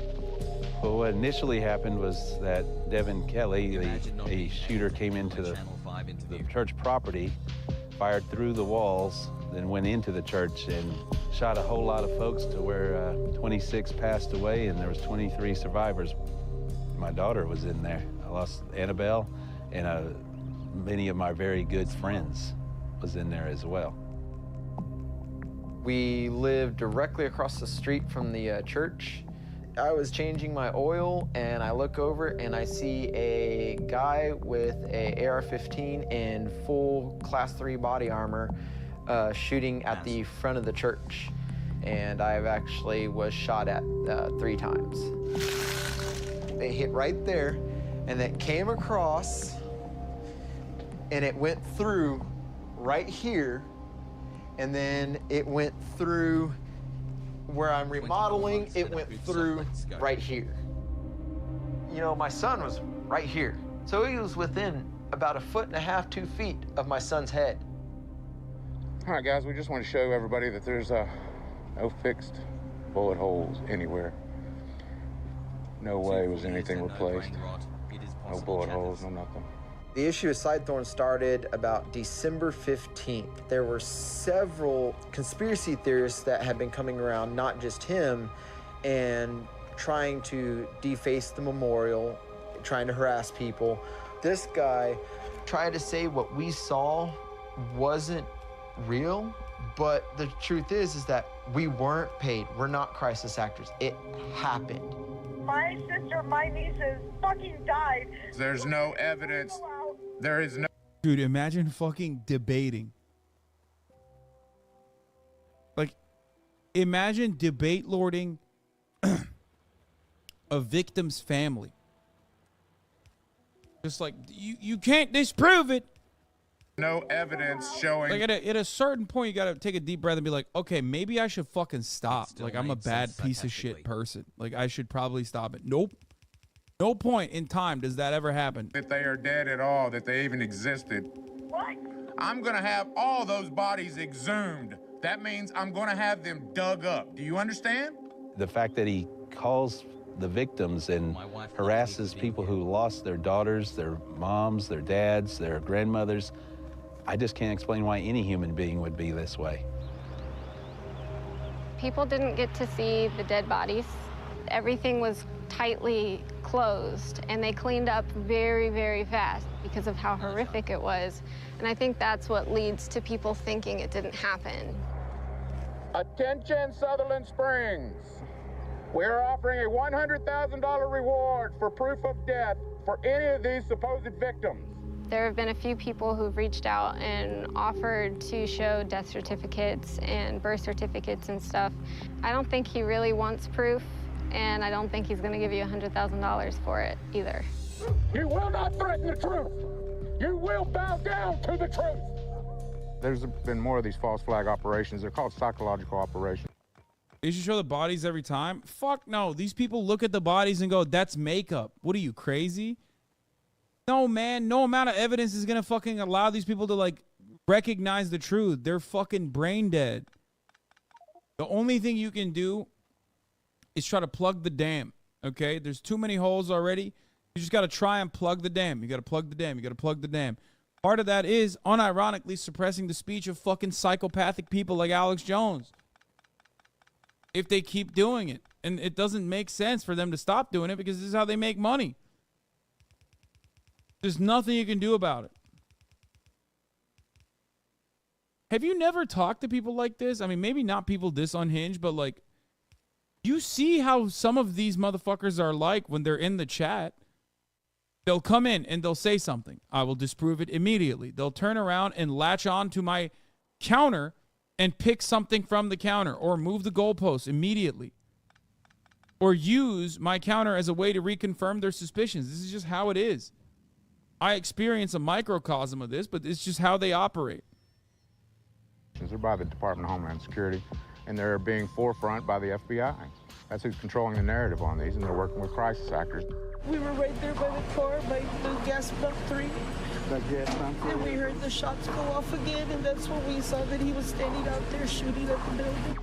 Cythorn had been coming by the store. That's when he started accusing that I was in with the FBI and this was all a conspiracy.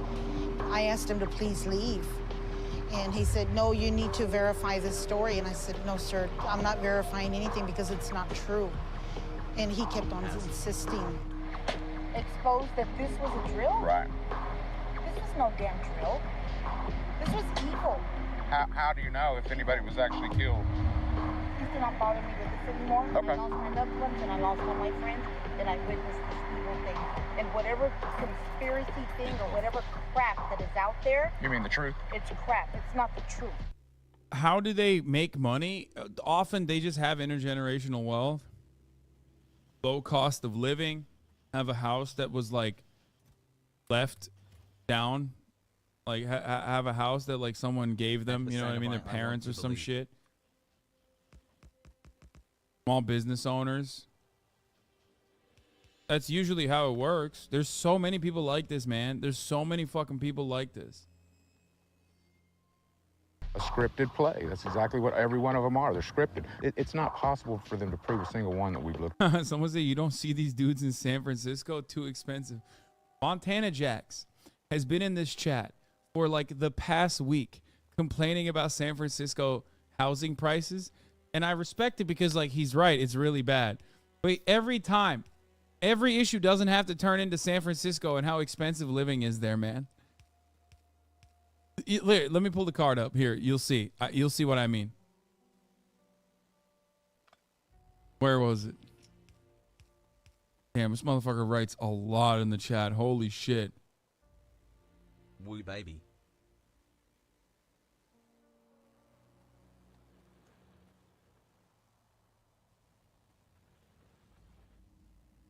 Was it not him? Was it not him that was talking about the housing prices? It was him.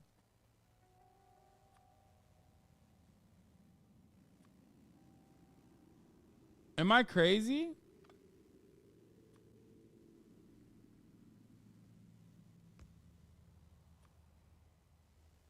Yeah, here it is. Here, look. Yay, now I can buy a home in San Francisco. It's only up 2.5%. It's only $4 million now, KW. I mean, when you sign a 30-year mortgage on something that's 10x your yearly salary, I understand because people get underwater. Healthy, long-term, sustainable economy, by the way. Talking about landlords in San Francisco. How do you remember these chatters? No, this was like a couple days ago, but he was like really adamant about talking about it.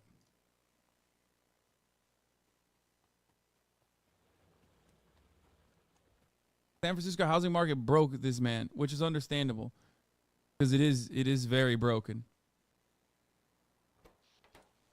No, I've been spamming for days. Sorry, KEKW. No, it was just I need a life. Sorry, lol. No, it's okay, man. Don't worry about it. I mean, it's an understandable thing to be upset about. Anyway, no, but what I was saying is what I was saying was you're right. The people that are like conspiracy theorists of that magnitude, unfortunately, are people like Peter Thiel. So there is that reality. But yeah, that's why you see these guys in like, you know, random parts of the fucking country. Into not a one. But we go to everyone in Texas just to confirm what we already know to be true, and then it's no doubt about it when we get there. That's what I'm saying. It's a fact. We want y'all to go look at the bullet holes that aren't there. A portion of hoaxers have no problem with targeting victims, and they don't care if they're hurting people. They feel that they are absolutely in the right, and that these are the villains in this big, you know, multiplayer online game, and they're part of the good guys, so they have no concern. I can't believe the church didn't.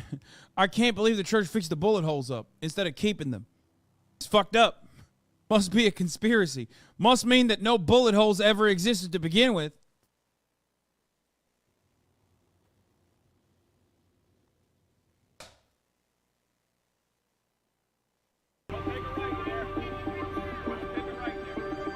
My son was murdered at the Sandy Hook Elementary School shooting. I mean, guys, I told you the fucking... How does it feel to live my dream? Can we stop with this? Can we stop? We're talking about conspiracy theorists, and you're out here, like, you're trying to turn me into a conspiracy theorist at this point. Look. These guys are so unhinged. I've talked about this before. I know people. Okay, I know like relatives of people I know that were there at January 6th. They still maintain the position that Antifa is responsible for January 6th. They were there. They still think it was... It's like, do you not hear the words coming out of your mouth? Are you saying you're Antifa? They were fucking there, and they still say it was Antifa. How do you reason with that person? As a result of that event... They're industry plants in your family? They're not in my family, man. They're relatives of people I do know, though. Online conspiracy theories started to brew.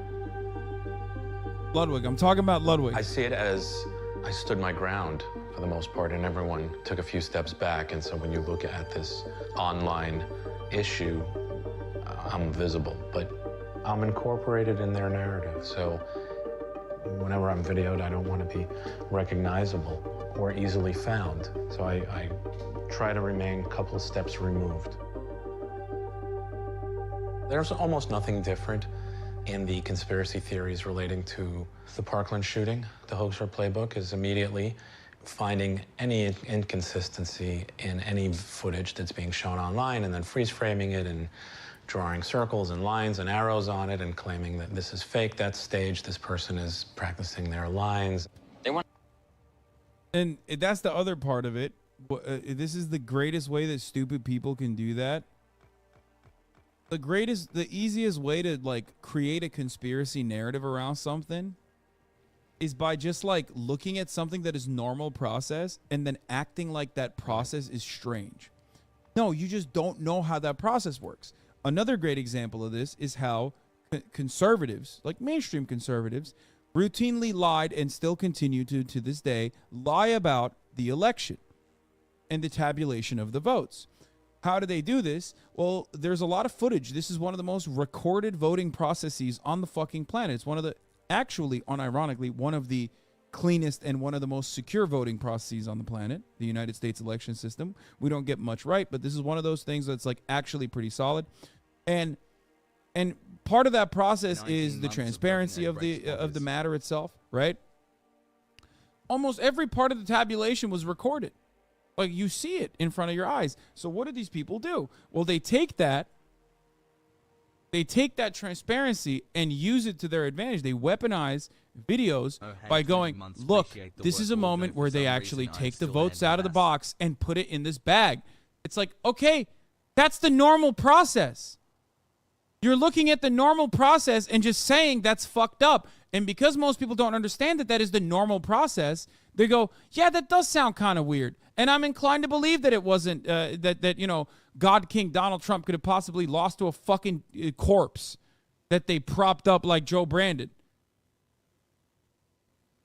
And that's all it takes to sow the seeds of doubt, because these people are fucking stupid. They literally will look at like normal shit, but because the audience doesn't know that that's normal shit, act like it's actually abnormal.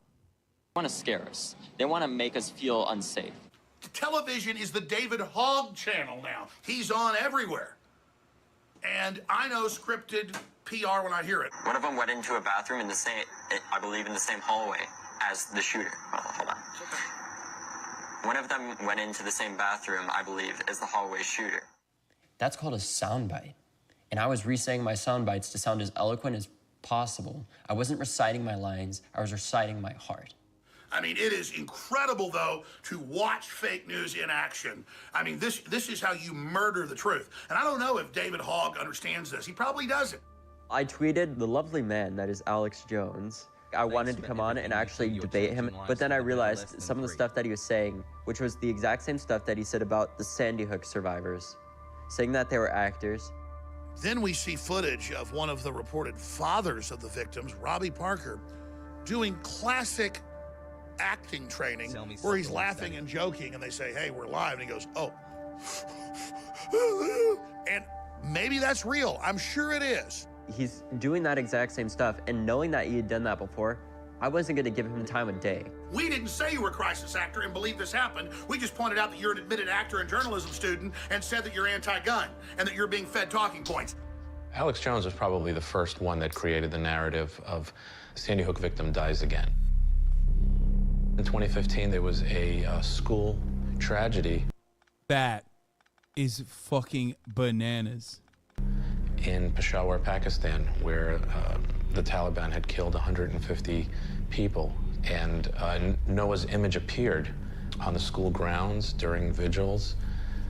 And you know, perhaps they were trying to say, you know, we kind of feel your pain. We have the same tragedies that happened. That InfoWars short news article was then echoed thousands of times online. I'm the administrator. How are you going to fucking sit here and blame the full-blown responsibility exclusively on Alex Jones when you just saw that? When you saw that number? This is not just on Alex Jones. He bears the majority of the blame. But you're going to fucking sit here and act like Facebook does not have the responsibility to monitor this? I mean, are you kidding me? Same with TikTok. Same with all these fucking platforms, dude. It's crazy. It's madness. They made so much money off this shit because that means more eyeballs, more clicks, more time spent on site. And they didn't give a fuck. And they still don't. Thousands of times online. I'm the administrator, one of the administrators for the Sandy Hook Hoax Facebook page. And Lenny Posner wanted 14,000 people like the Sandy Hook's Hoax administration page. The supposed parents of a victim at Sandy Hook, Noah Posner. He's certainly been determined to quell any information regarding the Sandy Hook incident. And of course, it's disguised by he's a poor victim who wants to preserve the legacy of his child. His child has no fucking his child has no legacy. Nobody cares about this kid. This kid is a flash in the pan. Sandy Hook is years behind us now. The only people that care about it are the people that want the truth. I mean, who wouldn't point this out? I mean, is the Pakistan bombing fake? I mean, one of these two is fake. There's a large profit in this, so we know that Alex Jones makes... So you think we should restrict people's voice because they're conspiracists? Yes. Yes. I hope that was very clear. Yes. If you are willingly and deliberately spreading misinformation and defamation, that is already an incredibly high bar to clear, which Alex Jones has, okay, in a court of law, you should have your platforms taken away from you. Yeah. Did I stutter? Yeah. What position are you taking? You're literally, are you pro misinformation in this? The fuck? Chatters will literally come in here and be like, nah, dog, you should be able to spread misinformation that literally gives people schizophrenia. It's upwards of $50 million a year spreading this type of insanity. So what used to be very, very remote has now picked up traction. Come on, Coke. My name is Wolfgang Halbig, and I'm a national school safety consultant. So with Sandy Hook, what I call it, it's an illusion. It's all about misdirection. It's all about Look at the house. Look at this motherfucker's house. Misinformation. They want you to chase all of this stuff. Look here, look there. It's an illusion. What's your bottom line? What do you think really happened at Sandy Hook? I can tell you, children did not die. Look at that motherfucker's house, bro. Look at that motherfucker's house, homie. Look at his house, bro. That's a guy. You're like, come on. How is this happening? How is a guy who is so very clearly batshit fucking insane, how is that guy out there living in a fucking McMansion in Florida, okay? How? Teachers did not die on December 14th, 2012. It just could not have happened. This event generated attention for him, and this is his retirement hobby, to harass victims, harass the Connecticut government with repeated information requests for things that don't exist or that they can't provide, and then saying, aha. I'm over here asking questions on why no trauma helicopters. Sandy Hook is only 10 minutes from a large hospital in the area. The trauma helicopter would have taken an hour to get there. Why no paramedics? Wolfgang goes around claiming that there were no EMTs, and it's been disproven. But he keeps saying that, and it gets repeated, and his followers never fact check. They're looking at me as a conspiracy nut, you know, mental health issues. I mean, yeah, if I am wrong, I will guarantee you this, that I will voluntarily, immediately enroll myself in a mental health long-term facility. I can't hurt people. That's not my nature. I mean, do it, pussy. Do it. Like, do it.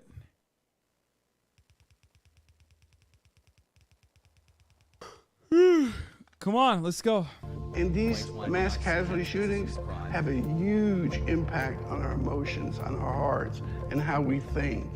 And they're using, you know, this gun mechanism as the driving force. I mean, no matter what state you're in, guns, it's all about guns, new legislation.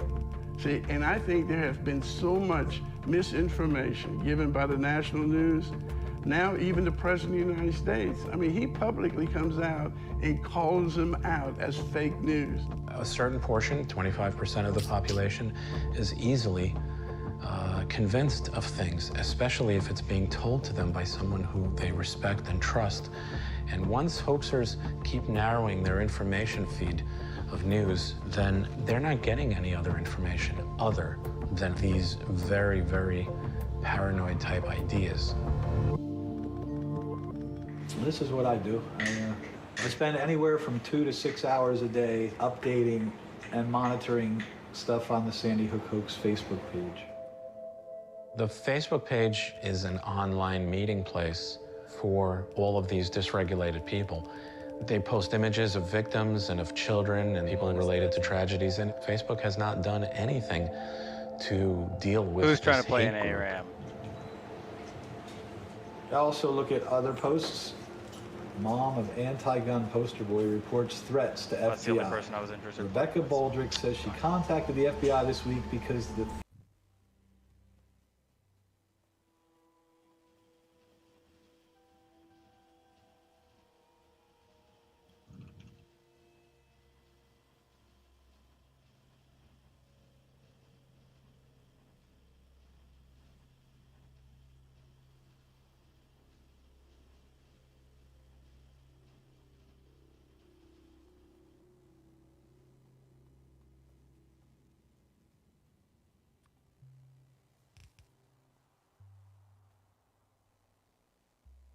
Dude, where's my boy Earth? Yeah, dude. Wait, what? Yes. Where at though? Ursi? God, I want to fuck Earth Manatee so bad.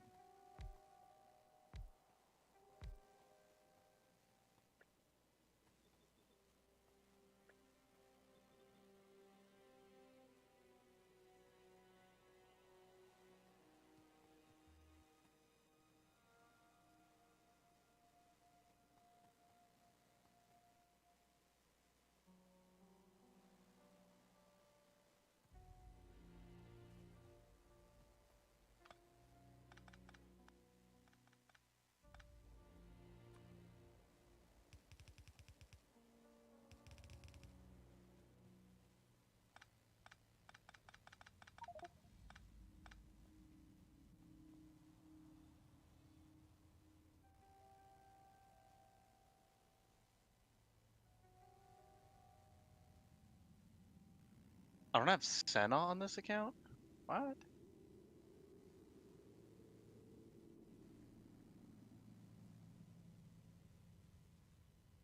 Bullshit.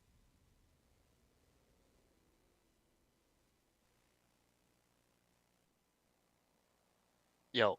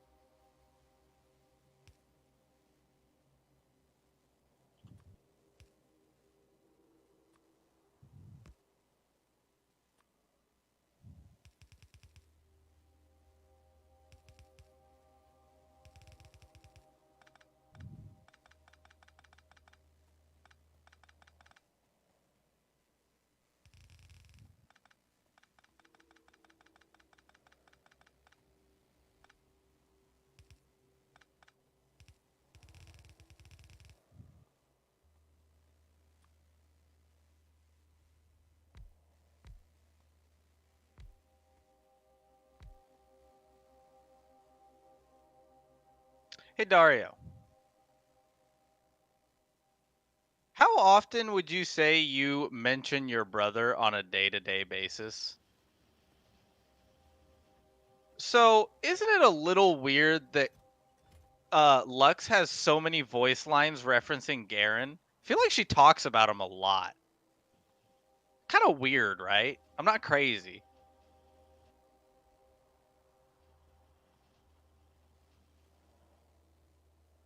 I just think that Lux may have a bit of an unhealthy relationship with Garen.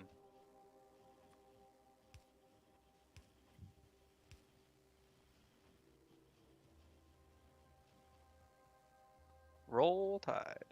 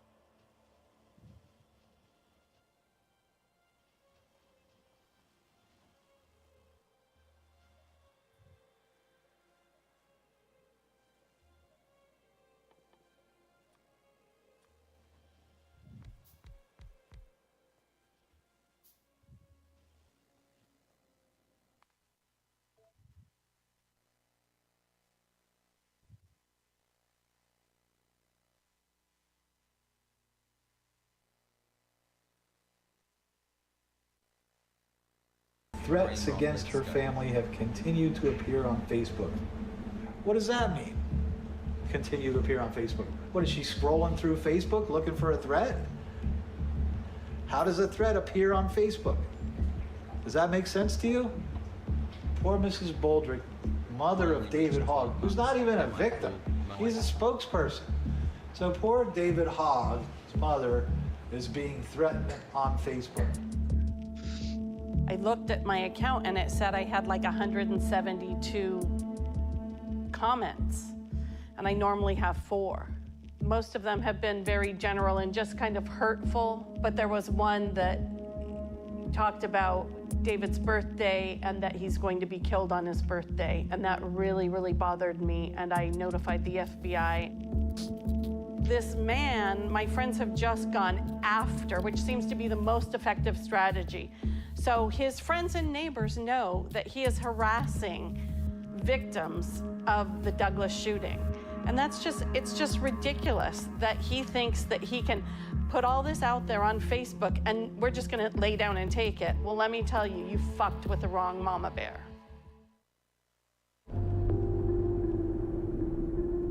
I don't question. How does nobody kick the shit out of these people? Well, it doesn't hurt that they're some of the most litigious freaks on the planet with a lot of disposable income, if you haven't noticed. That probably factors into the reasons as to why they're like relatively protected. Upper middle class, bored, have a lot of disposable income. They you know, they just have a lot of time on their hands. They're fucking crazy, and they love the attention. That's another thing. Remember how, like, I mean, here, I'm using like a microcosm example once again, not saying that this is any way, shape, or form similar, like what I experience on a daily basis, anywhere similar to like the victims of these sorts of school shootings. But the mania is pretty similar, right? Like you have these cyber stalking like lolcow communities and shit. Like the way they are like nonstop doing this sort of stuff, or they like come into the chat with like a million different stock accounts and write crazy shit in there. The reason why they do it is so that they get attention. They want attention. They want to hurt these people because they also partially thrive on that attention. They like are desperate. So I think like the mental illness and the way that these guys are deranged are similar. Question myself. And I'm also a good person. I don't question my morality. I've always been good to people. I don't do what I do and to hurt anyone, you know? And they want to know, what if you're wrong? Oh, I'm going to be so sorry and apologetic to everyone. But it's like, what if water's not wet, okay? What if the sky's not blue? Well, I think it'll get a lot worse.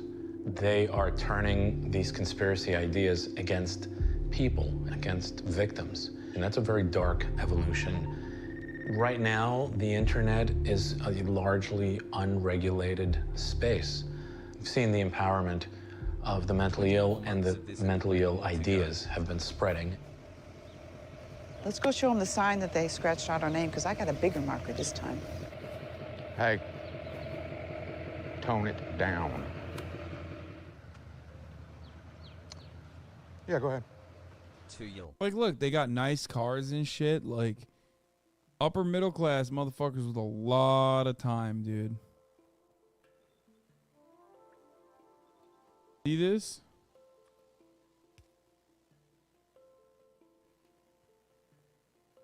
I want ice cream. Yeah, we're gonna show you where we. Video came out in 2018. Where we had. Hey! Hey, well, look at this, guys. Hey, there's Mr. Palmer. You working on electric? I am. Frank Pomeroy. I am. And I've been waiting on this day so I can. Hey, come on, guys. Come on, guys. Come on my property. There we go. We knew this had to come one day. Did you hear that, guys? Did you hear that? He's out telling us we're not welcome on his property. Why is that, Frank? Because we've already. Well, I need to give Frank a new flyer anyway, man. Yeah, you do that. This is the pastor of the church, guys. Since I'm on the main player in this charade. Yeah. Because I've already had to deal with one person that didn't have a full grasp on reality, and we're scared to deal with another person that doesn't have a grasp. Frank, would you like to put that in writing, sir, and take a polygraph right now for $100,000? One, I don't think you have $5. Oh, Frank, now you've got the evidence? No different. You got the evidence? Than the man who came and shot No one came to this place, you lying sack of shit government motherfucking sellout bitch. You're a demon, Frank. And you're a demon. And I represent the righteousness of God. And you're a sissy demon with a big mouth. You're a demon. That's the pastor, by the way. The only way that I could get a trespassing warning placed against him was I had to formally warn him by voice. I had to engage with him. And so for the last month, we have been trying. Like, he's talking at a church that was shot at to the pastor, survived the shooting, calling him a fucking demon, a government demon. Trying to catch him and him not see us coming because he would run if he knew we were coming. I'm supposing he did not realize it was me inside the vehicle that he walked up by, and I was able to get out and engage him and told him that he was no longer welcome on the property. From there, he just got loud and just degrading. The reality is you don't have a photograph of a victim, you don't have any death certificates, you don't have any birth certificates, you don't have shit, Frank. That's the reality of this. So you're saying my daughter wasn't born? Daughter? Where is she, man? It wasn't your daughter, you actor. How long you been involved here? See, this right here shows you are not even remotely close to reality. Prove it, you dumb fuck. That is the troll tactic to attack the individual. She loves it. Look, you see that? They're thriving on it. Look at their faces. Look at their fucking faces. They're like, yeah, we got him. This guy's kid is fucking dead. Okay? He lost his daughter, and they're like, prove it, you dumb fuck. This is like, I mean, they're perverts. How fucking bananas is that?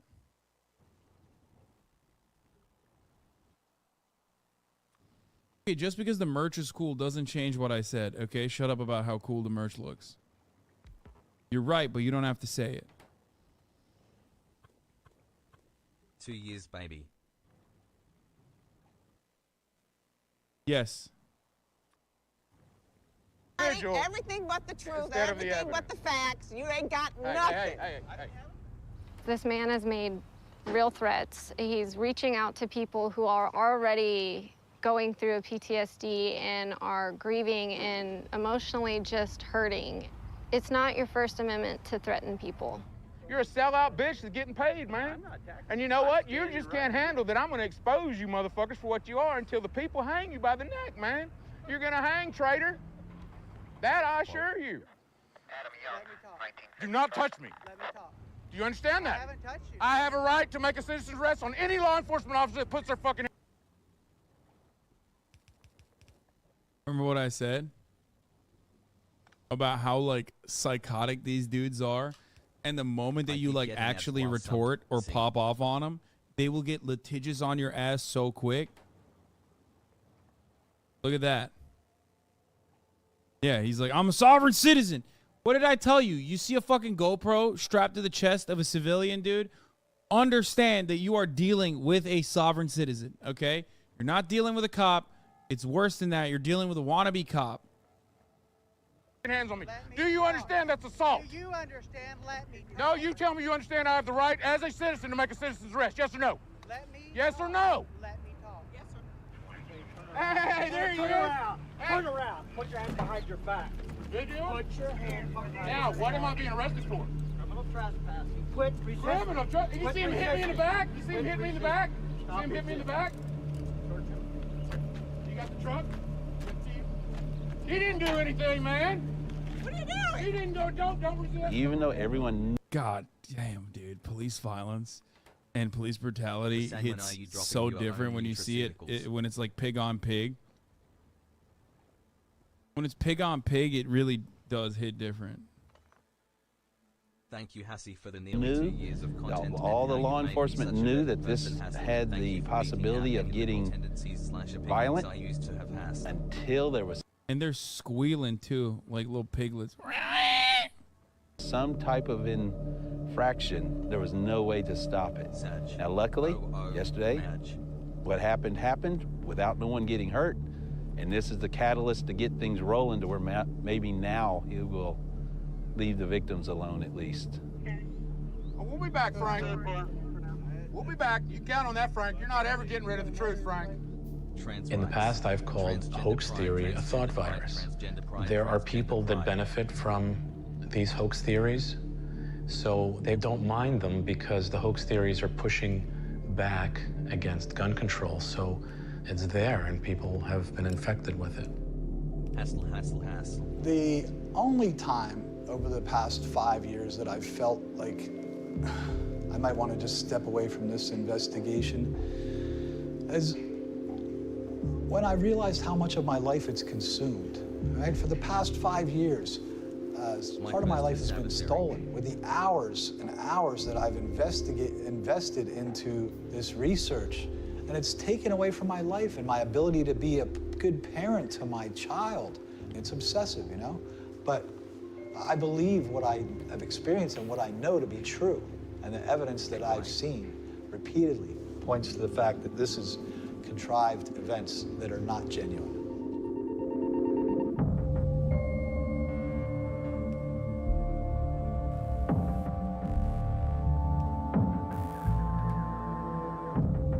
Over to Ye's, baby, let's go.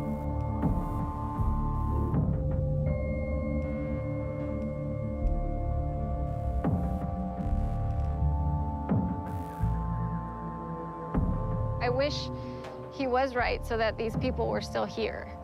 That's what hurts so bad, is like, you keep telling us that these people didn't die, that they just moved or something, and it's not true. And as much as we would all wish that, one, we were getting paid by the government, but two, we were getting our family members back like they never left us, it's just not how it goes. Hassel, 22 months. Part of the reason why I spoke up so soon after wasn't because I was mentally stable, wasn't because I felt like I'd grieved enough. I hadn't. I still haven't. People grieve in different ways, and I think David was more active through his grief. I'm not sure he's processed it yet, but I think that's how he's dealing with it. This right here is where we had her last birthday party. Was sitting right here, and her friends came, and I cooked hot dogs right there on that. Really, you're standing beside right there for her last birthday party here. Absolutely.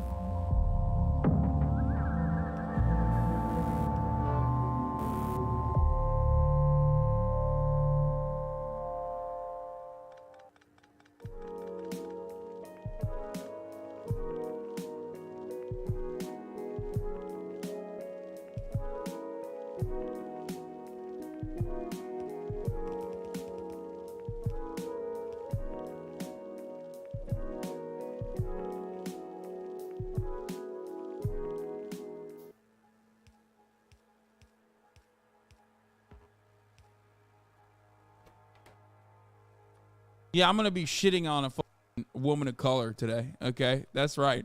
So strap on, buckle up, you know what I mean? I can't define myself as Italian, Christian, woman, mother, no. I must be citizen X, gender X, parent 1, parent 2, I must have a number. Because when I am only a number, when I no longer have an identity or roots, then I will be the perfect slave at mercy at financial speculators. I mean, for those of you who don't know, like, the rise of fascism, the first time around, it was nearly identical. It masked itself with, like, just light left-leaning economic populism, while the entire mechanism was just a way to control the capitalist order of society, of course. So this is pretty much like a cardboard cutout. She comes from a working-class family background, or rather a working-class neighborhood, but she has been a far-right fascist, politician, even at a young age. Like, from what I understand, she was a part of the always, like, super, super far-right. Only a number youth fan club of fascists aligned with the literal Nazis. Yeah, I mean, and by the way, we're talking about Italy. Some of the groups that she is aligned with are straight up, like, the same groups. It's the same group. It didn't change. It was 100 years ago when Mussolini rose to power. Like, you know what I mean? 100 years.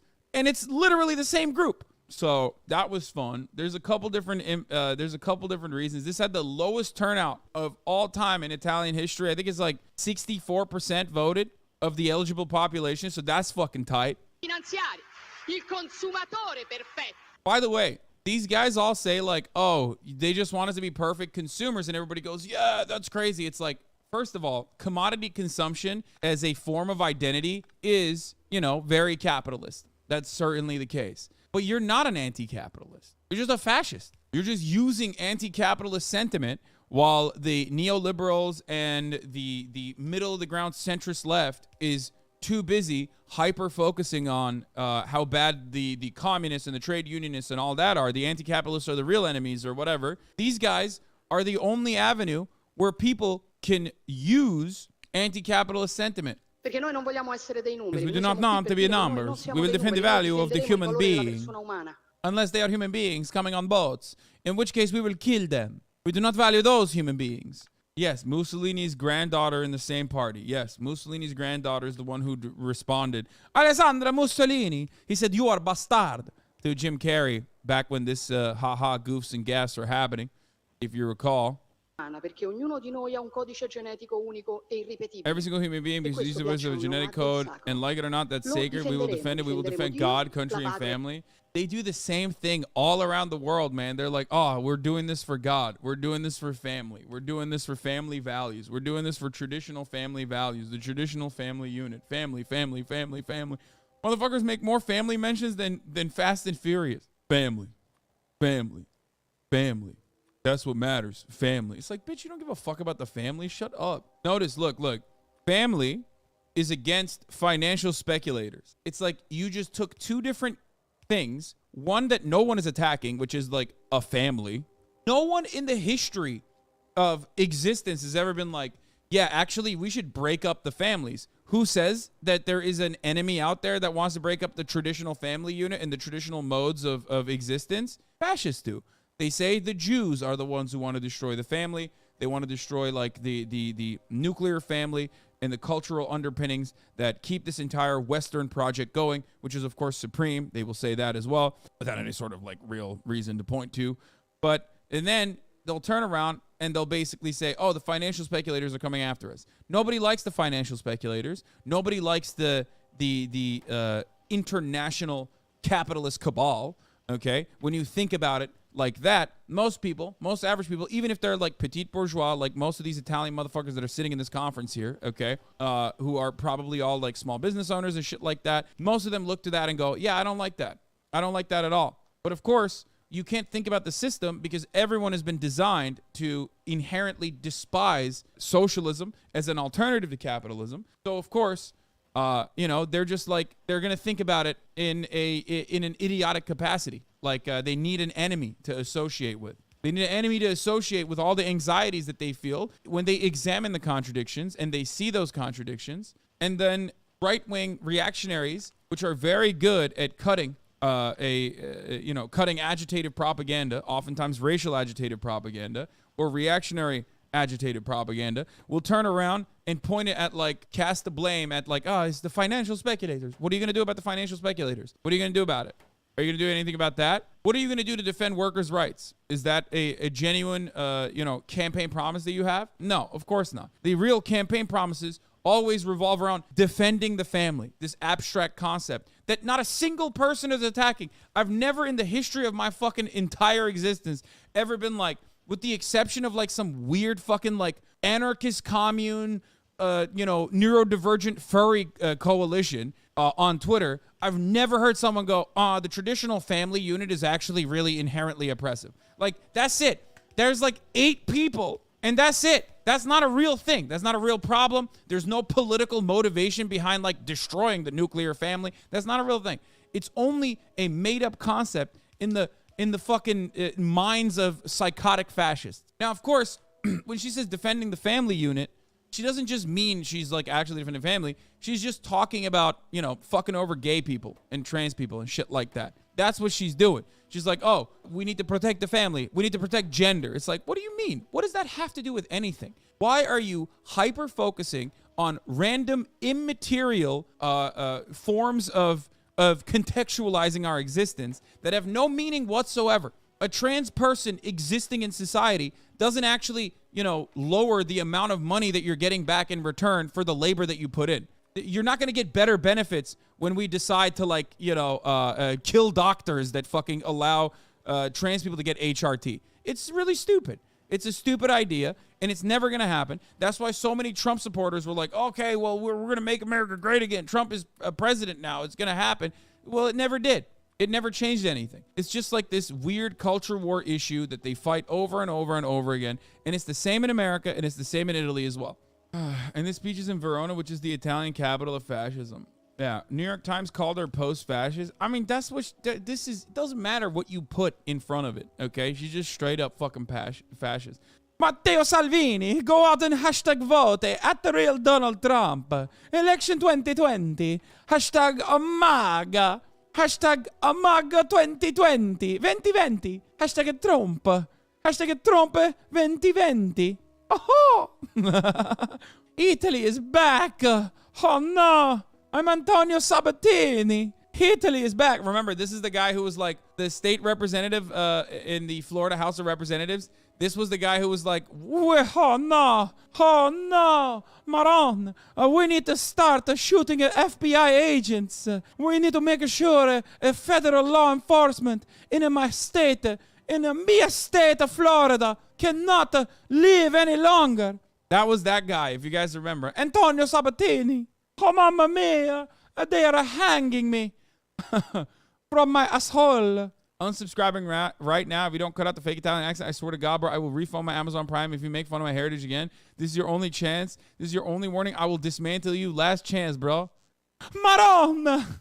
Oh, no. This guy, he's going to say a no subscription. Not good. Mamma mia, don't do this to me.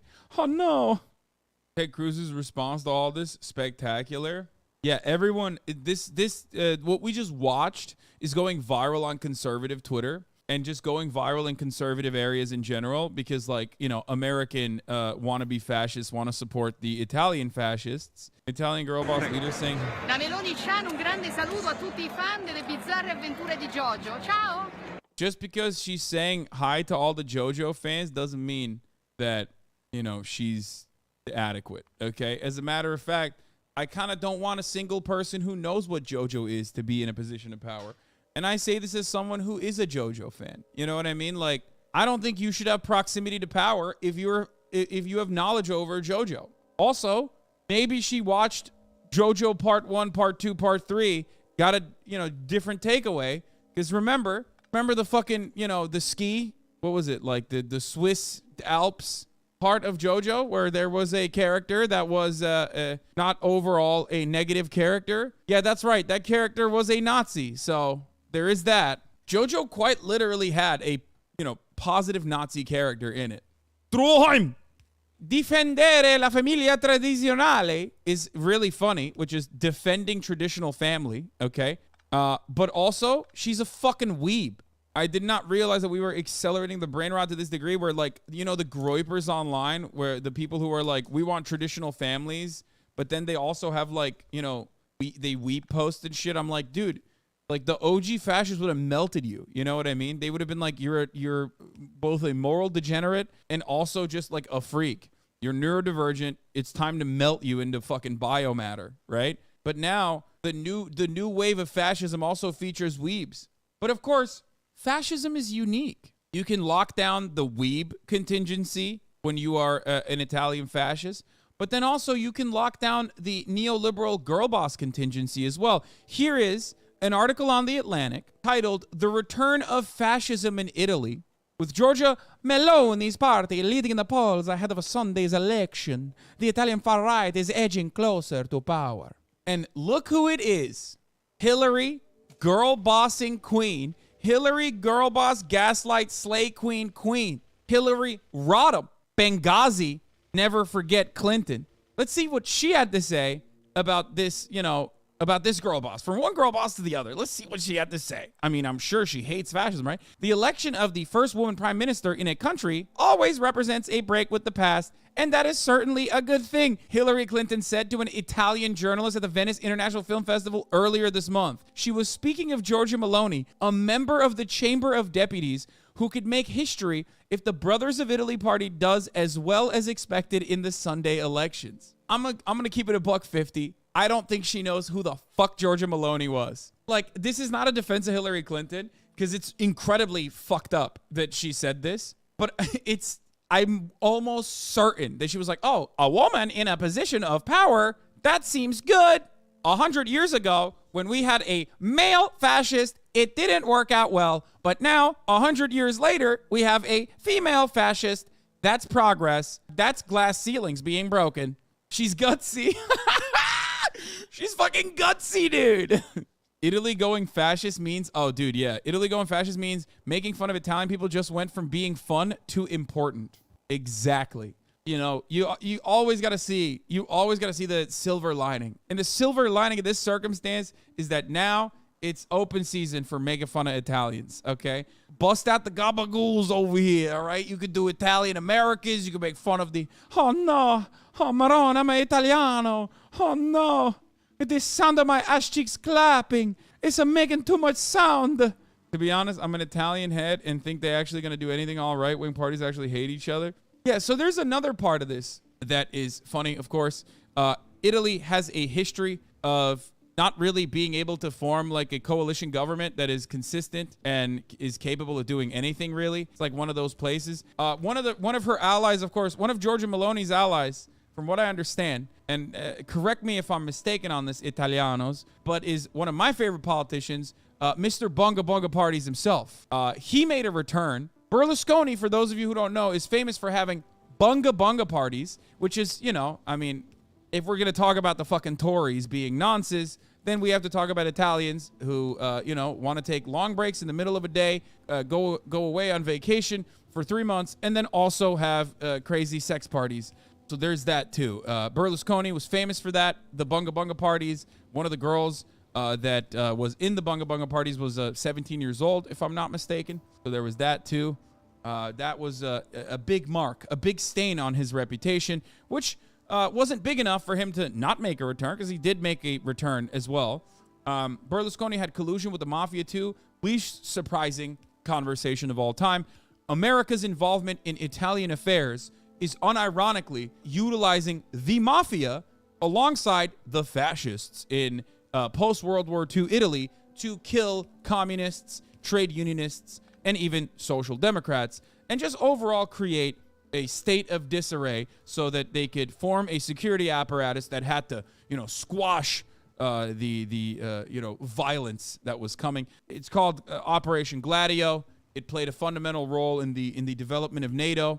So there's that. Thread. Let me explain something about the Italian elections to all the non-Italians who just read mainstream media. The Republican, our coalition, or well, I mean, I guess like the right-wing coalition, sorry, not Republican, got 42% of the vote of 64% of Italians who voted. Young Italians were not able to fucking vote. Very old. The demographics are very old. 36% of Italians did not vote. Many lost hope during the Berlusconi years. When there was no real opposition, and in the end, so-called progressive colluded with Berlusconi in many ways. The system is very corrupt. Many young people did not vote because they did not like any of the options. They do not. No, I don't agree with this, because there was also a lot of voter suppression happening as well. Italian students and workers who could not travel to their hometown or residence were not allowed to vote. Big failure of the so-called center left, weak, not caring about the issues of citizens, created a situation where there was no feasible coalition at all. It's literally just America. Anytime a conservative wins in America, and obviously they don't have a duopoly like we do, but basically through collusion, they create the same exact duopoly. That is exactly what happened in Italy as well, which is like voter suppression paired up with like inaction from like genuine viable leftist parties and right-wingers actually providing a problem and then a solution to said problem. This is how it works everywhere. The Italianos who did not vote for the right-wing coalition, they're more than 42%, but they did not band together. So because of terrible elections laws and the right coalition that got 42 takes 2/3 of the entire parliament, that 42% represents only 26% of Italians. Nothing new, really. Berlusconi never had more than 25% and stayed in power for 20 abominable years. And he is still there after trials and convictions, never having spent a day in jail. Obviously, in Italy, jail does not exist. They just, you just eat pasta and sleep.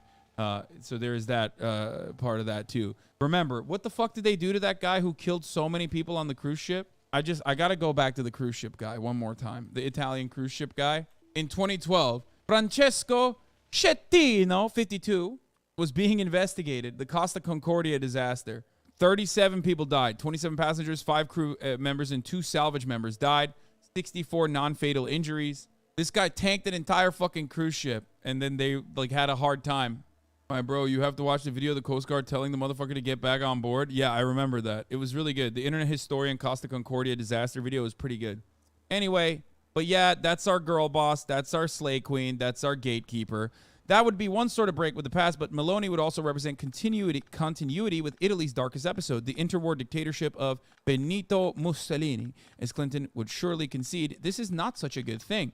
If Meloni comes to power at the end of this month, which she did, it will be as the head of coalition whose members, Matteo Salvini's League, okay, fascism, and Silvio Berlusconi's Forza Italia, lighter right wing, but, you know, you get the point, were each once the main force of Italy's populist right. Brothers of Italy, which Meloni has led since 2014, has an underlying and sinister familiarity. The party formed a decade ago to carry forth the spirit and legacy of the extreme right in Italy, which dates back to the Italian Social Movement, MSI, the party that formed in place of the National Fascist Party, which was banned after World War II. Now, just weeks before the 100th anniversary of the March on Rome, the October 1922 event that put Mussolini in power, Italy may have a former MSI activist for its prime minister and a government rooted in fascism. In the words of Ignazio La Russa, Meloni's predecessor as the head of the Brothers in Italy, we are all heirs of Il Duce. So it's not like they're hiding it.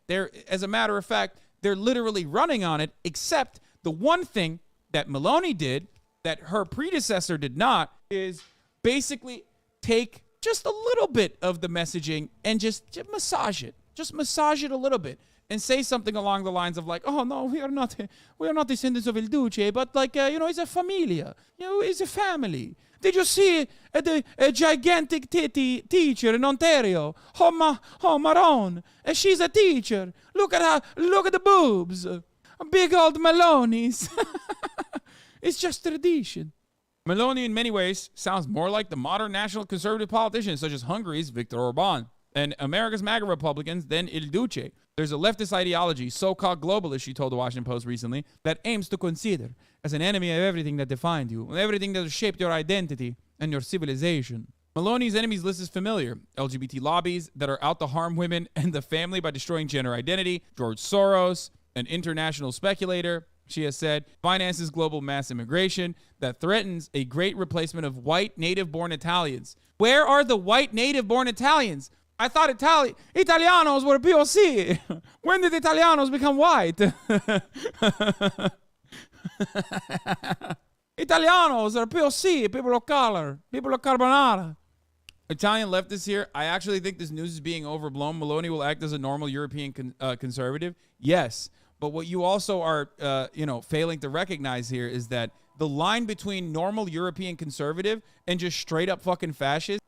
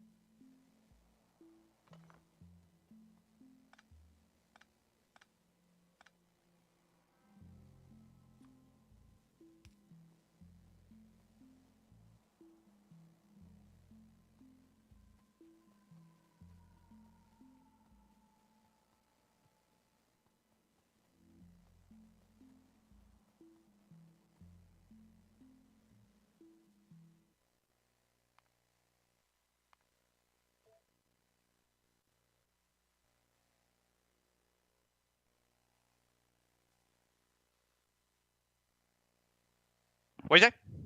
Huh? What? Nice. Bet.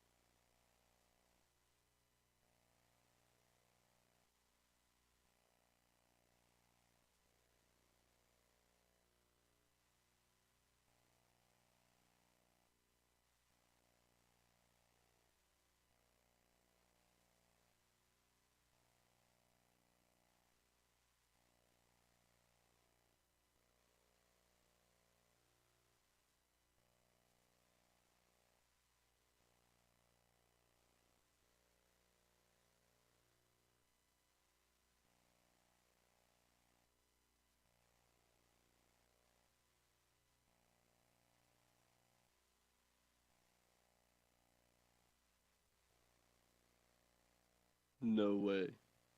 Yo. What's up? Are you the only one in here, bro? I believe so. Dario is AFK'd a little bit ago. John, I don't know if he's been here since I got here. So what are you doing? Are you in lobby or in game? I just loaded into an ARAM, but I'm down to play more. Bet. Yeah, I'm feel here. free to play one, and then we'll link up on the next one. Well, I'm waiting, bro. I'm here. Bet. So what's been going on, dude? Chilling, dude. Absolutely nothing. What's this Joe Biden in Fallout 4 video? Joe Brandon. I don't know.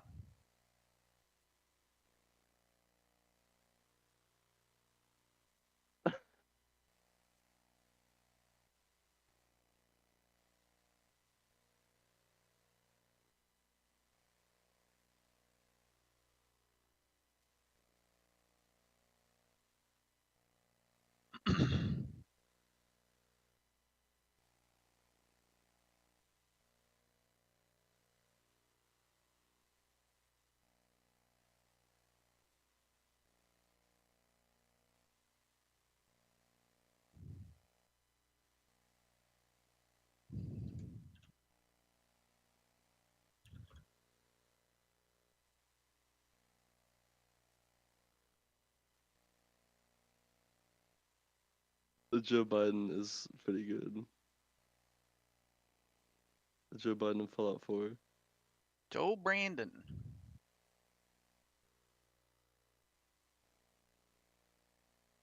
Oh, baby. I don't know if I don't think I've actually watched the video. I saw it linked, but It's pretty funny. Alrighty. Oh my god.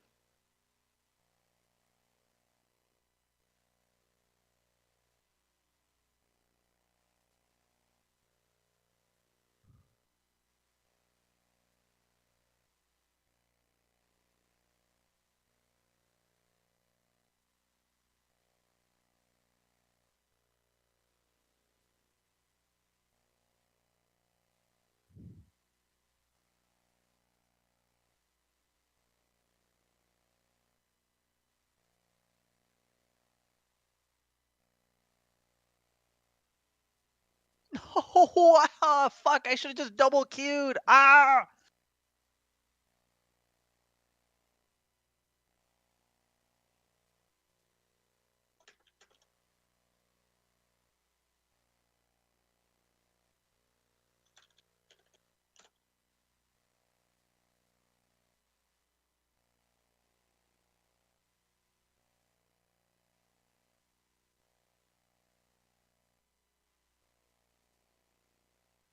What in the fuck?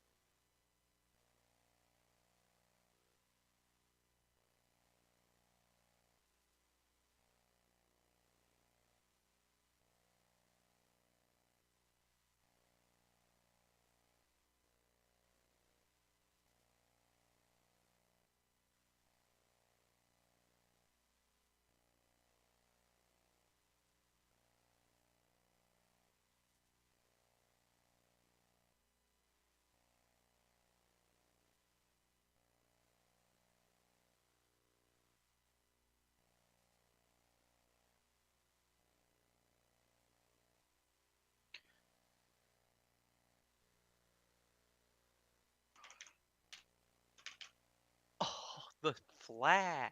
Damn.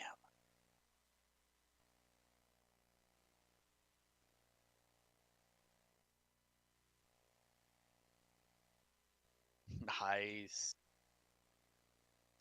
Ooh.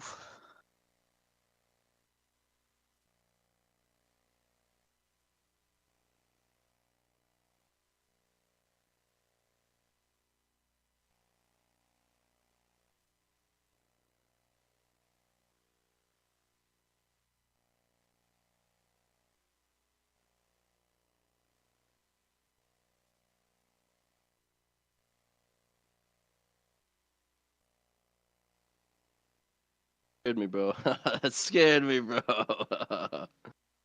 uh, You get scared. You get yeah. terrified. I got turf. I like that. Maturo. I got terrified. I got scared. Whoa! So I'm playing Pokemon TCG, right?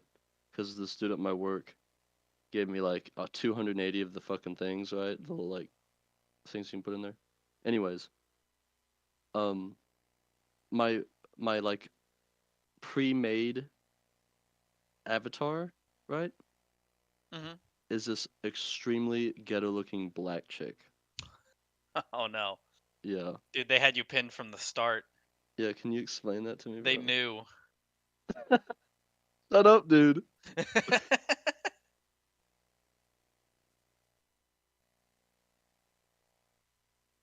Wow, look, it's you. Yeah, look, see it? It's my boy. Benji. Dude, his guy looks more like you than your fucking thing does. I know he does, right? Thank you, Pokemon, for being so accurate. Thank you, Pokemon. Very cool. Yeah. Oh god, he has an Urshifu. Oh, I counter his deck, bro. Oh, he's fucked. You see this? Are you watching this? I don't know what any of this means or what See any this of it weakness does. down here? His weakness? Yeah, okay. Look at my type. Oh. Yeah.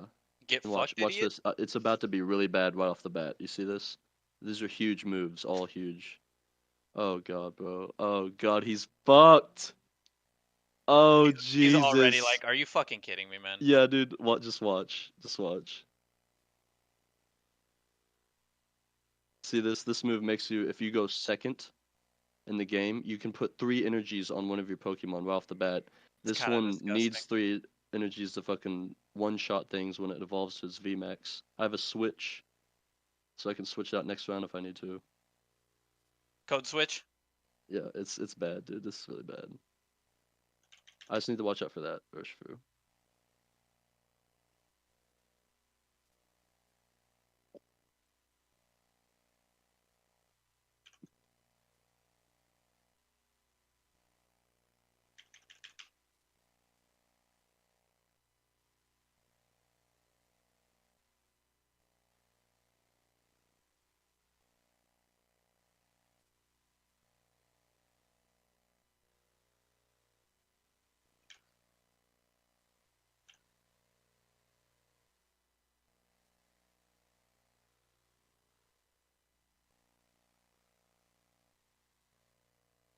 Nice flash, idiot.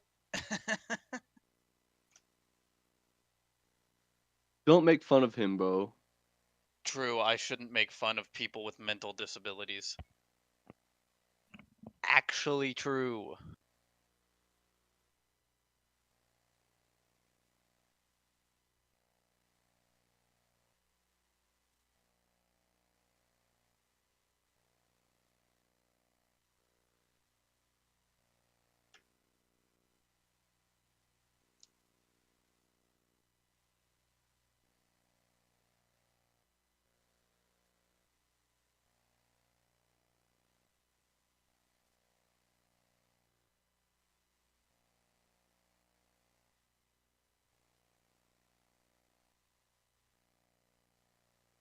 I have walked the silver plains, fished the rivers of grass.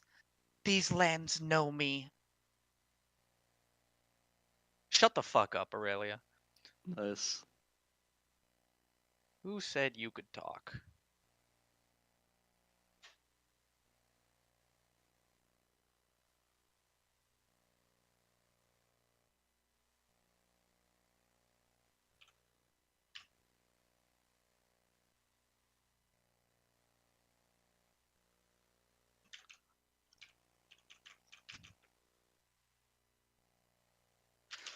No, Ooh. not cool.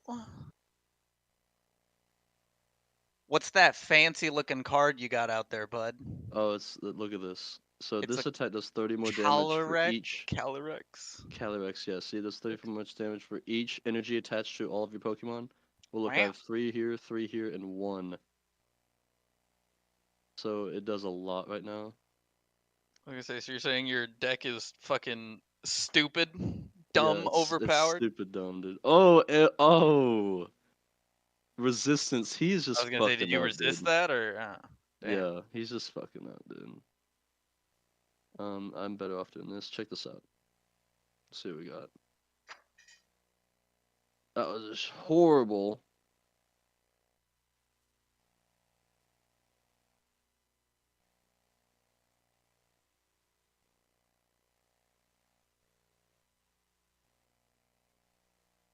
You have to have, if you have multiple ones of these, you just switch them out, and that's just too much. This guy might as well just quit now, honestly. Look, and then I'm gonna put this ability. Oh god! Oh god, it's so bad. Oh. Oh god.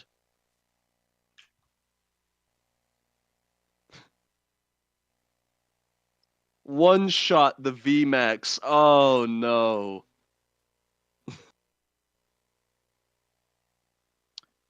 Sometimes you get it, and sometimes you get got. Yeah, it's true. Yeah.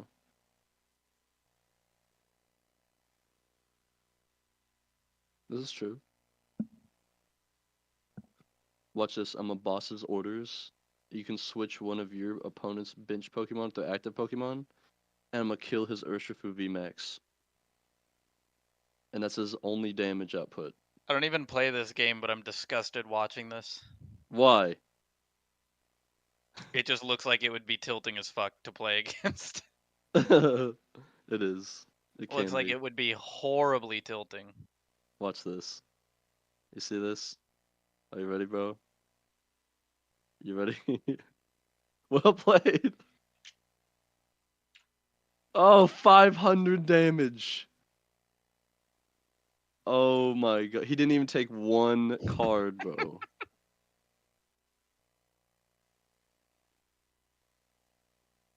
Whoever's watching him playing is like, so is that how it was supposed to happen? Were you supposed to not even touch any of his Yeah. cards whatsoever? And get resistance on the one hit you made. Yeah, on the one hit you did. This game looks like it's over. I'm 12-7 as Aurelia. They can't kill me. That's awesome. Oh, you're Aurelia? Nice. Yeah.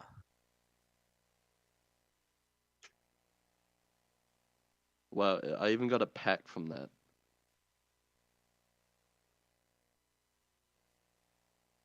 That's pretty decent.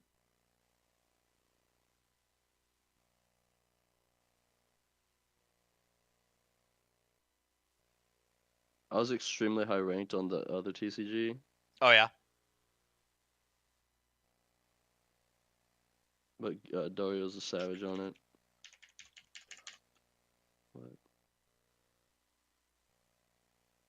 Oh, my shield bow wasn't up. Fuck.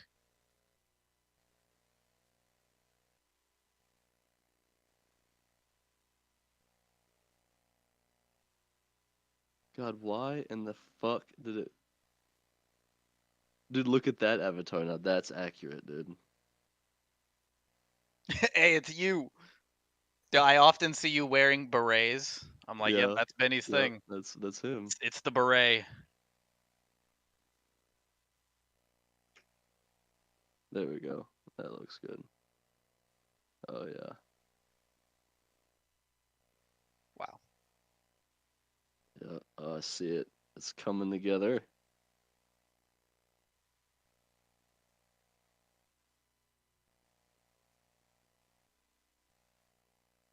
I see it.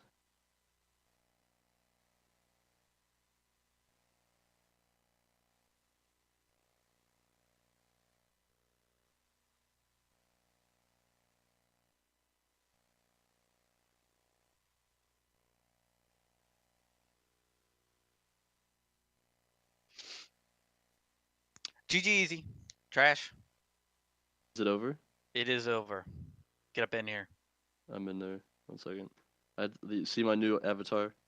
I like it. Is it That's accurate? it's you. It's my boy.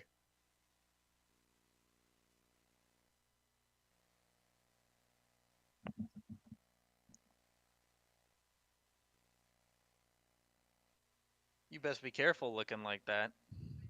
Jeffrey Dahmer be after you. I know. Hey, that first episode, bro, you had to make it through that demo. Yeah. Cause it was like, ooh, this is kind of gay. yeah, this is getting real intense. I was watching with my sister, bro, my younger sister, Oh yeah. and she was like legitimately like horrified. I don't She was know, like, I man. can't. It's like It's pretty cringe, because bro. I don't think we watched any of it yesterday. I think only the day before. But like I keep thinking back to it, and you know how sometimes you'll think back to a show and you're like, ah. But then like I think back to it and it's like, wait, but this shit actually happened. Yeah, yeah. Like I I've don't read know, dude. about it a lot before Yeah. that show came out. I love too that like it started off with because I knew that the way that he ended up getting caught was like the guy that escaped and like ran down Yeah. the street, and then instead of like fleeing his apartment, he's just like, well, Brought back. yeah, yeah, The yeah. They cops brought brought the him fucking back. guy back. That actually happened. I know it was fucking wild. And then, did you hear that, like, in the books and stuff in his documentaries, he lobotomized some of his victims and injected a fucking, like, a serum he believed would be, like, It like turned him into zombies. Yeah. yes, yeah, like a sex slave. Isn't that weird? Like, what the fuck? Yeah, he very clearly had like some serious control issues. I Yeah, mean, what's he had a going lot on there? more issues than You think control that's like issues, some but extreme narcissism and apathy, and I don't know, fucking know, dude. This is gay. What the fuck's going on here? I do not know. I hope you weren't trying to play anytime soon. I got Quinn. I will not be playing Quinn. I guess I I got will be playing Echo. Quinn. That guy has Jin. Give me Jin. Give me Jin. Ah! Okay. I wanted that Jin. Oh, I got Scion. Let's see how this goes, bro. Uh-oh. You Let's think this go channel good? your inner gay. My inner Dario. Yeah, we said the same thing. That's what I meant. Yeah, indistinguishable.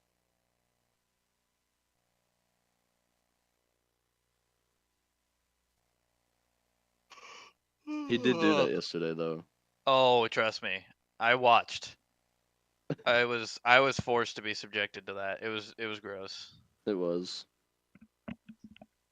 I got a little nauseous after watching it. I gotta go lay down.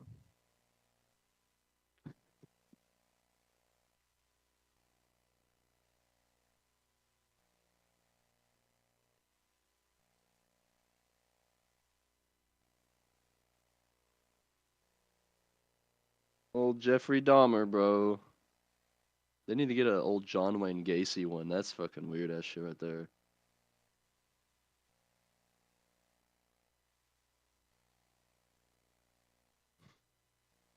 That motherfucker was dressed up as clowns and shit and went to kids' parties.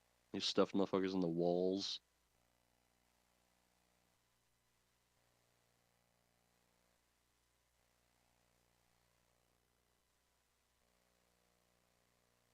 Could you imagine, like, you're like a low income single black woman and this creepy white dude with a smelly room next door to you is like, would you like to try some of this sloppy joes I made?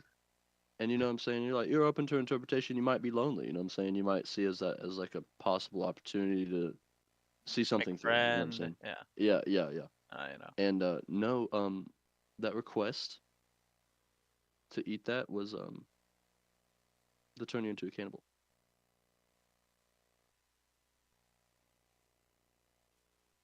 How do you live that up?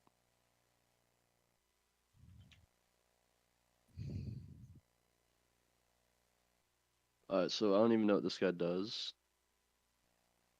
Does he have stacks I need to be aware of? Just as a whenever shield. you kill a minion, yeah, you get additional, or I guess when you kill anything, but minions give a certain amount and then champions give more. You get. That guy's probably gonna die. Oh, that guy died. Wow.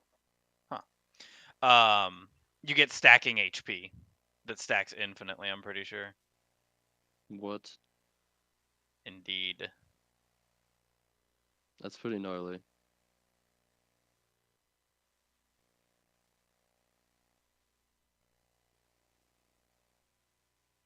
Oh, he's doing it.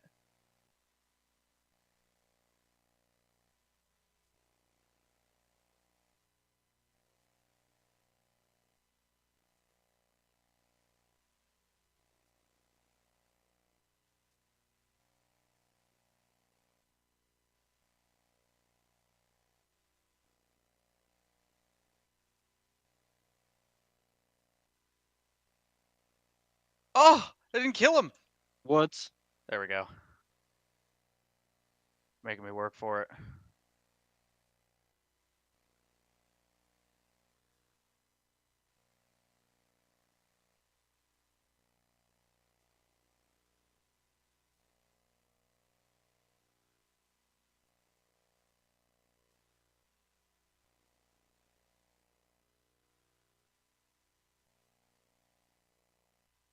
Oh, did you see that? No, I missed it. What happened? I hit the fucking 5 health Corky with the Oh, kick of damn. the minion. Grab it, Vlad. Okay. Yeah, fair enough. He can heal Yeah. already. I'll grab it. You'll figure it out. I mean, he has healing off of minions. I don't. Ah. Makes sense. Oh, didn't kill him.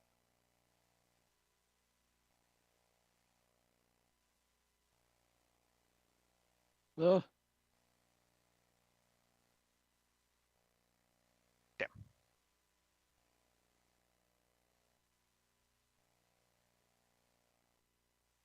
God damn it, dude.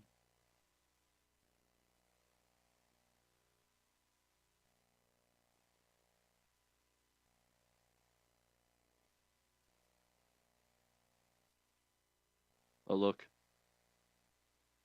Oh.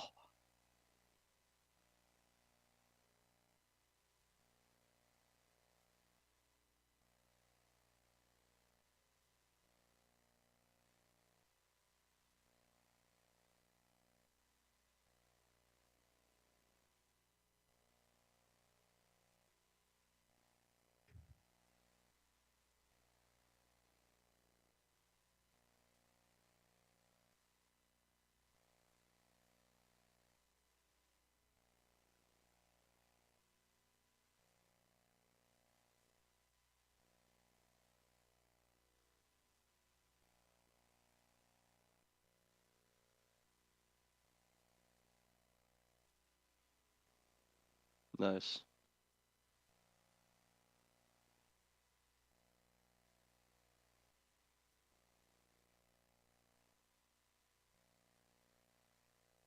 No. So sad.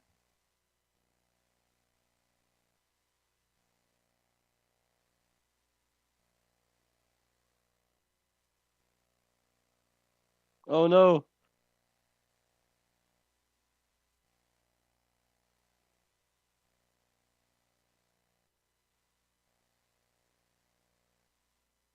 Oof.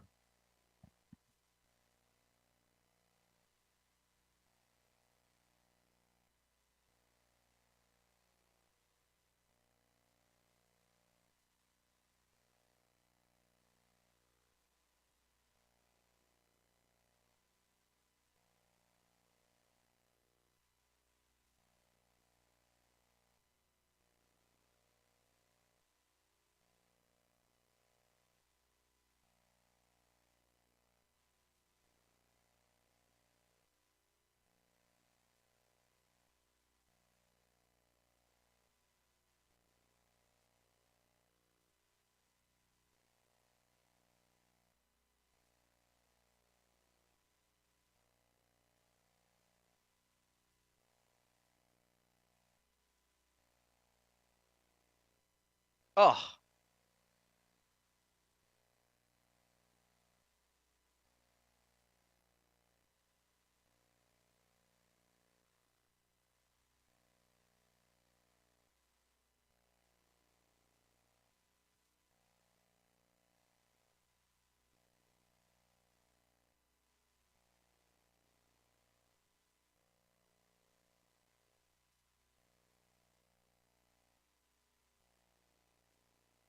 Going in.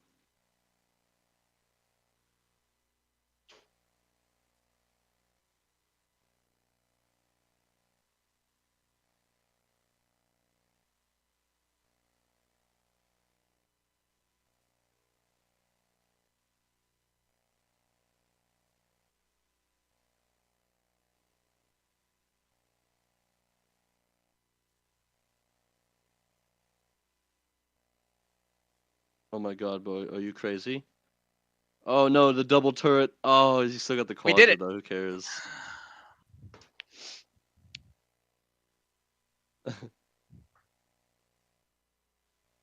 We did it! We did it, Reddit. I don't know what to build.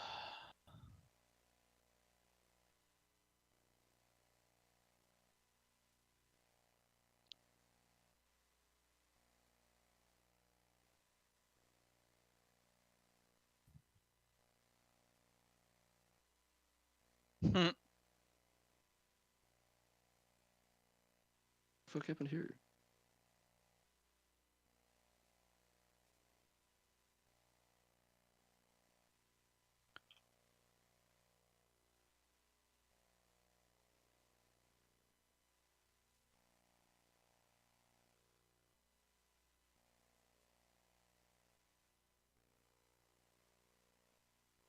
Oh, your shield can detonate. Oh yeah. Indeed. I'm ulting in.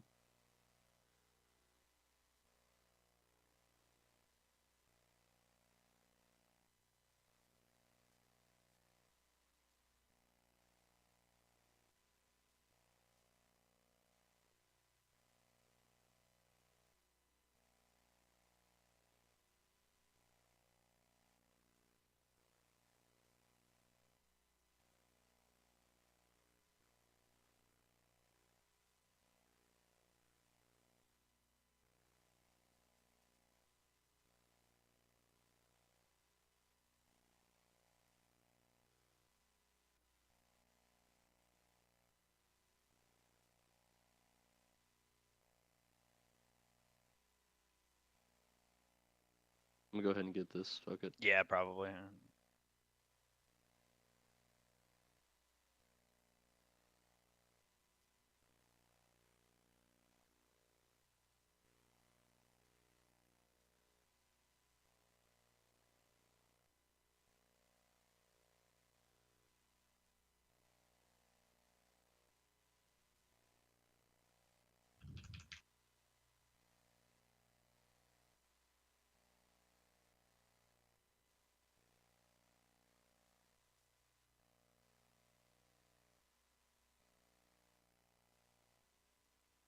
Oh.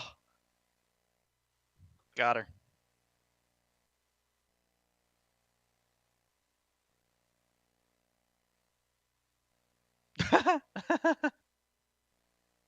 Oops.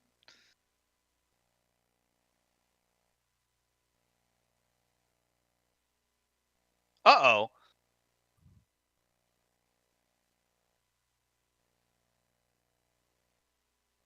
Oh no!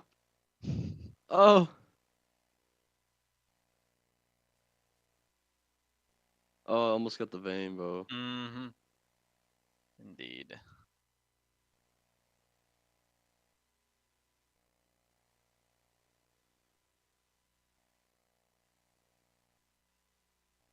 I'm just going the disgusting ass straight tank, bro.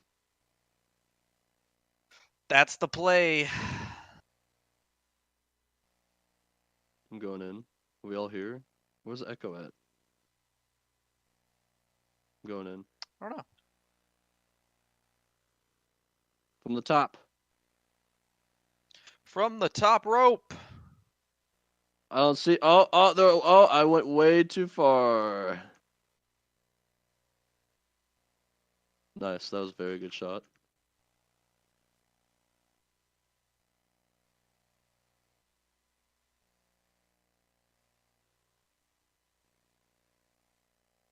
I Good. gale forced that bitch.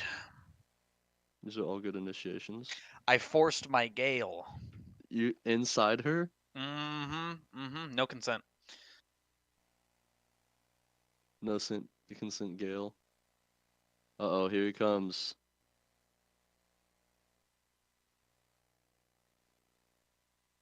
He's ulting like a douche.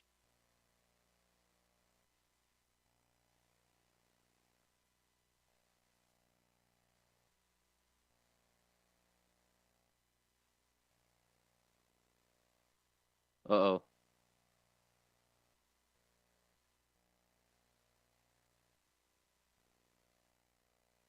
The shield's actually pretty decent. The when it procs. I guess you just reactivate it.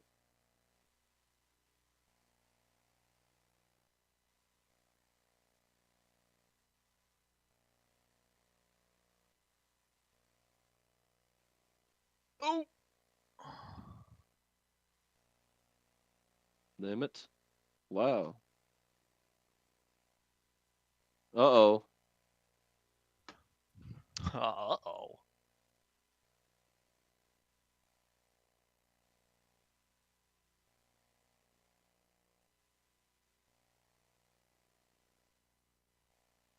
Uh-oh. Gale force is back up. I was about to say, are you about to Gale? Uh-oh, I see a... Uh-oh, this is not good.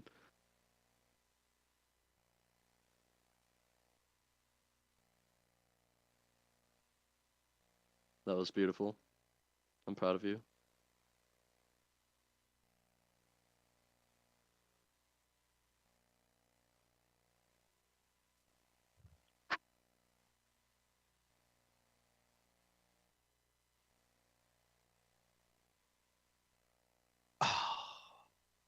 My gosh. I got Warmongs. War Mongoloids. Yeah.